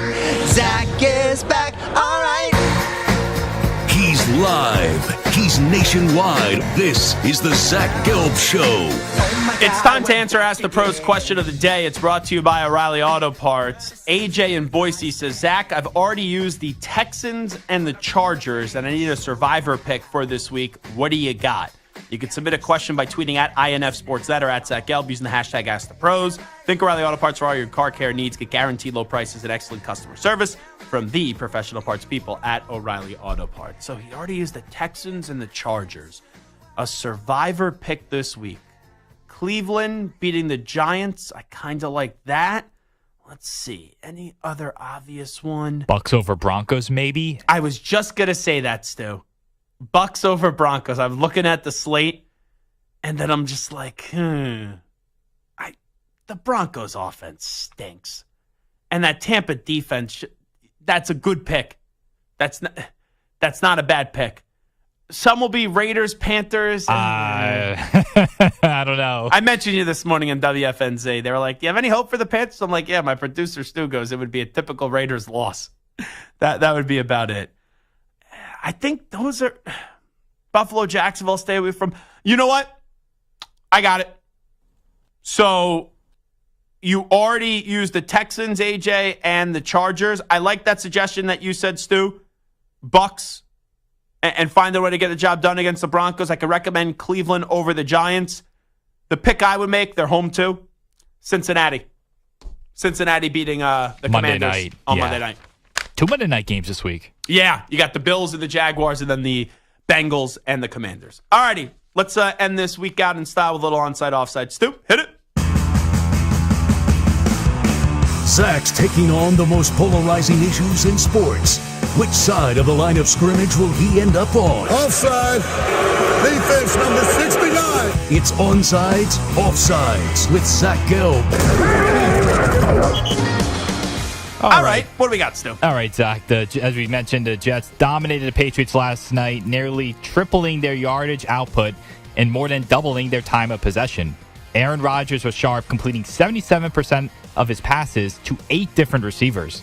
Onsides, offsides, the Jets are the best team in the AFC East. Offside, it's still the Buffalo Bills. I know Josh Allen and Aaron Rodgers, right? You're splitting hairs, but that Bills team has won the division every year since 2020. So until someone finds a way to take them down, I will believe in the Bills more than the Jets. I think the Jets had a heck of a performance last night. I love the mobility of Aaron Rodgers. Didn't love their performance up against the Niners, though. Didn't love their performance up against Tennessee. I still think they have a lot to prove. I know what the Bills are, even without Stephon Diggs. So I think the Bills are better than the Jets. So I will go offside on that one. You say the Jets are the best team in the AFC East. Offside. All right, there are 5 teams with playoff and even Super Bowl aspirations that are 0-2 so far. The Colts, Jags, Bengals, Ravens, and Rams. Indy hosts the Bears. The Ravens face the Cowboys. The Rams take on the Niners. The Jags have the Bills. And the Bengals battle the Commanders on Monday night. Onsides, offsides, none of these teams will make the playoffs if they lose this weekend. Yeah, if any of those teams start the year 0-3, I can't buy in to you. So I would actually say onsides, and you say none of these teams will make the playoffs if they lose this weekend. Yeah, I'll go onsides on that one. I'll buy it. Bryce Young will ride the pine for the winless Panthers, and yesterday he spoke to the media saying he'll use this as a learning experience. There's a lot of plays that, for last year in these first 2 games, every for the most part, every snap hit my hands, and I didn't do enough with it at the end of the day. I take accountability for that. There's plays, there's stuff, there's a long list of things that, I wish I was better at, and I'm going to continue to work to grow and improve on and be better at. So I'm always going to look in the mirror. Circumstances are what they are for not just me, but for everyone. Everyone's dealing with something. Everyone has circumstances. If I went out there and played better and we won games, at the end of the day, that falls on me that didn't happen, and we wouldn't be having this conversation. So right now I am where I am, and all I can do is try to be better each and every day. Now, we've seen other former high picks like Sam Darnold, Baker Mayfield, and Justin Fields see a resurgence after disappointing starts to their careers. Pump the brakes on Justin Fields and Sam. Can we see a little bit more than 2 games, please? Onsides, offsides, Bryce Young can still develop into a franchise quarterback in the NFL. Onsides. Out of that list, I'll take Baker Mayfield seriously. Darnold and Fields way too premature. But I think Bryce Young, as long as he gets out of Carolina, could go somewhere else and have a chance to be the guy like what Baker is to Tampa Bay. So I will say onsides.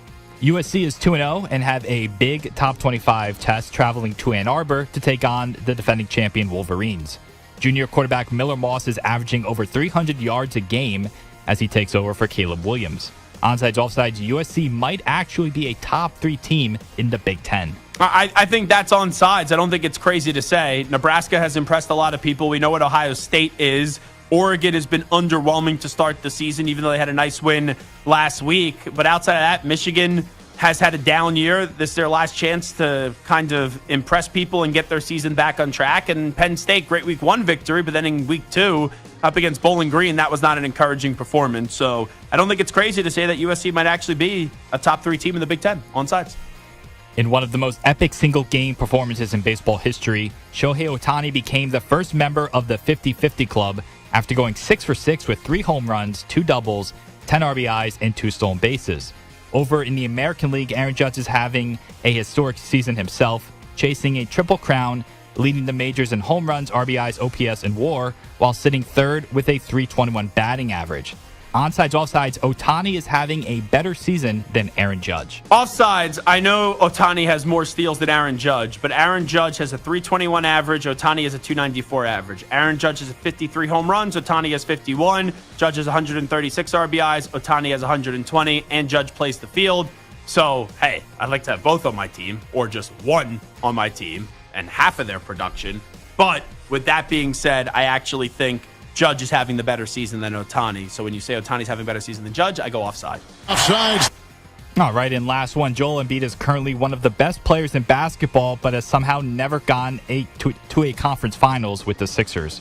Despite his injury history and lack of postseason success, Embiid was given a massive 3-year, $193 million deal that will keep him with the team through 2029. So onside to offsides, Joel Embiid will finally lead the Sixers to a conference finals this season. There's a chance. I got to see if Paul George and Embiid are going to stay healthy, though. But if they are healthy as a duo with Maxey, yeah, they could get to a conference finals. But will they? I'm going to say offside until they are healthy and clutch in those moments. Offside. Alrighty, that's the Zach Gelb Show on the Infinity Sports Network. I just want to say something before I get on out of here. On Monday, unfortunately, my family lost my grandmother, my dad's mom, at the age of 93. She had a great life, my grandma Joni, and one of the kindest people that I've ever met. And she was so wise and witty and fun and just a great grandmother. And I know each and every year we do these jokes leading into Thanksgiving on how it's lasagna, lasagna, lasagna, lasagna, and we don't do turkey. That's because my grandmother made the best lasagna that there ever is. And she was a tremendous cook. And not only that, just a better person. And she did so many things and helped so many people in her line of work for so many years. So it is a tough week for my family. I know some people have reached out because I put this on social media, and I just was been avoiding it all week on the air because it's kind of tough to talk about. Hey, people, I'm fortunate to be 30, have my grandmother be around for 30 years of my life, 93 years she lived. She's married to my grandfather, who's still alive, and my grandfather's not that far away from 100. I won't say his actual age, but they were married for 73 years. 73 years. And if you want to know the definition of love, it's my grandma Joni and obviously my grandpop Sandy. So I just wanted to share that and say thank you for everyone that did reach out. That will do it today. And obviously, Grandma, we love you and rest in peace. But that will do it today on the Zach Gelb Show on the Infinity Sports Network. I will be on WFAN tomorrow from 9 to 9:30 a.m. for the greatest 30 minutes of radio. And then on Sunday, you can hear me right here on the Infinity Sports Network for Sunday morning football from 10 a.m. to noon Eastern time. We'll talk to you Monday on the Zach Gelb Show at 3 p.m. Eastern, noon Pacific. Have a fun, safe weekend, everybody. We out. Bye-bye. Peace.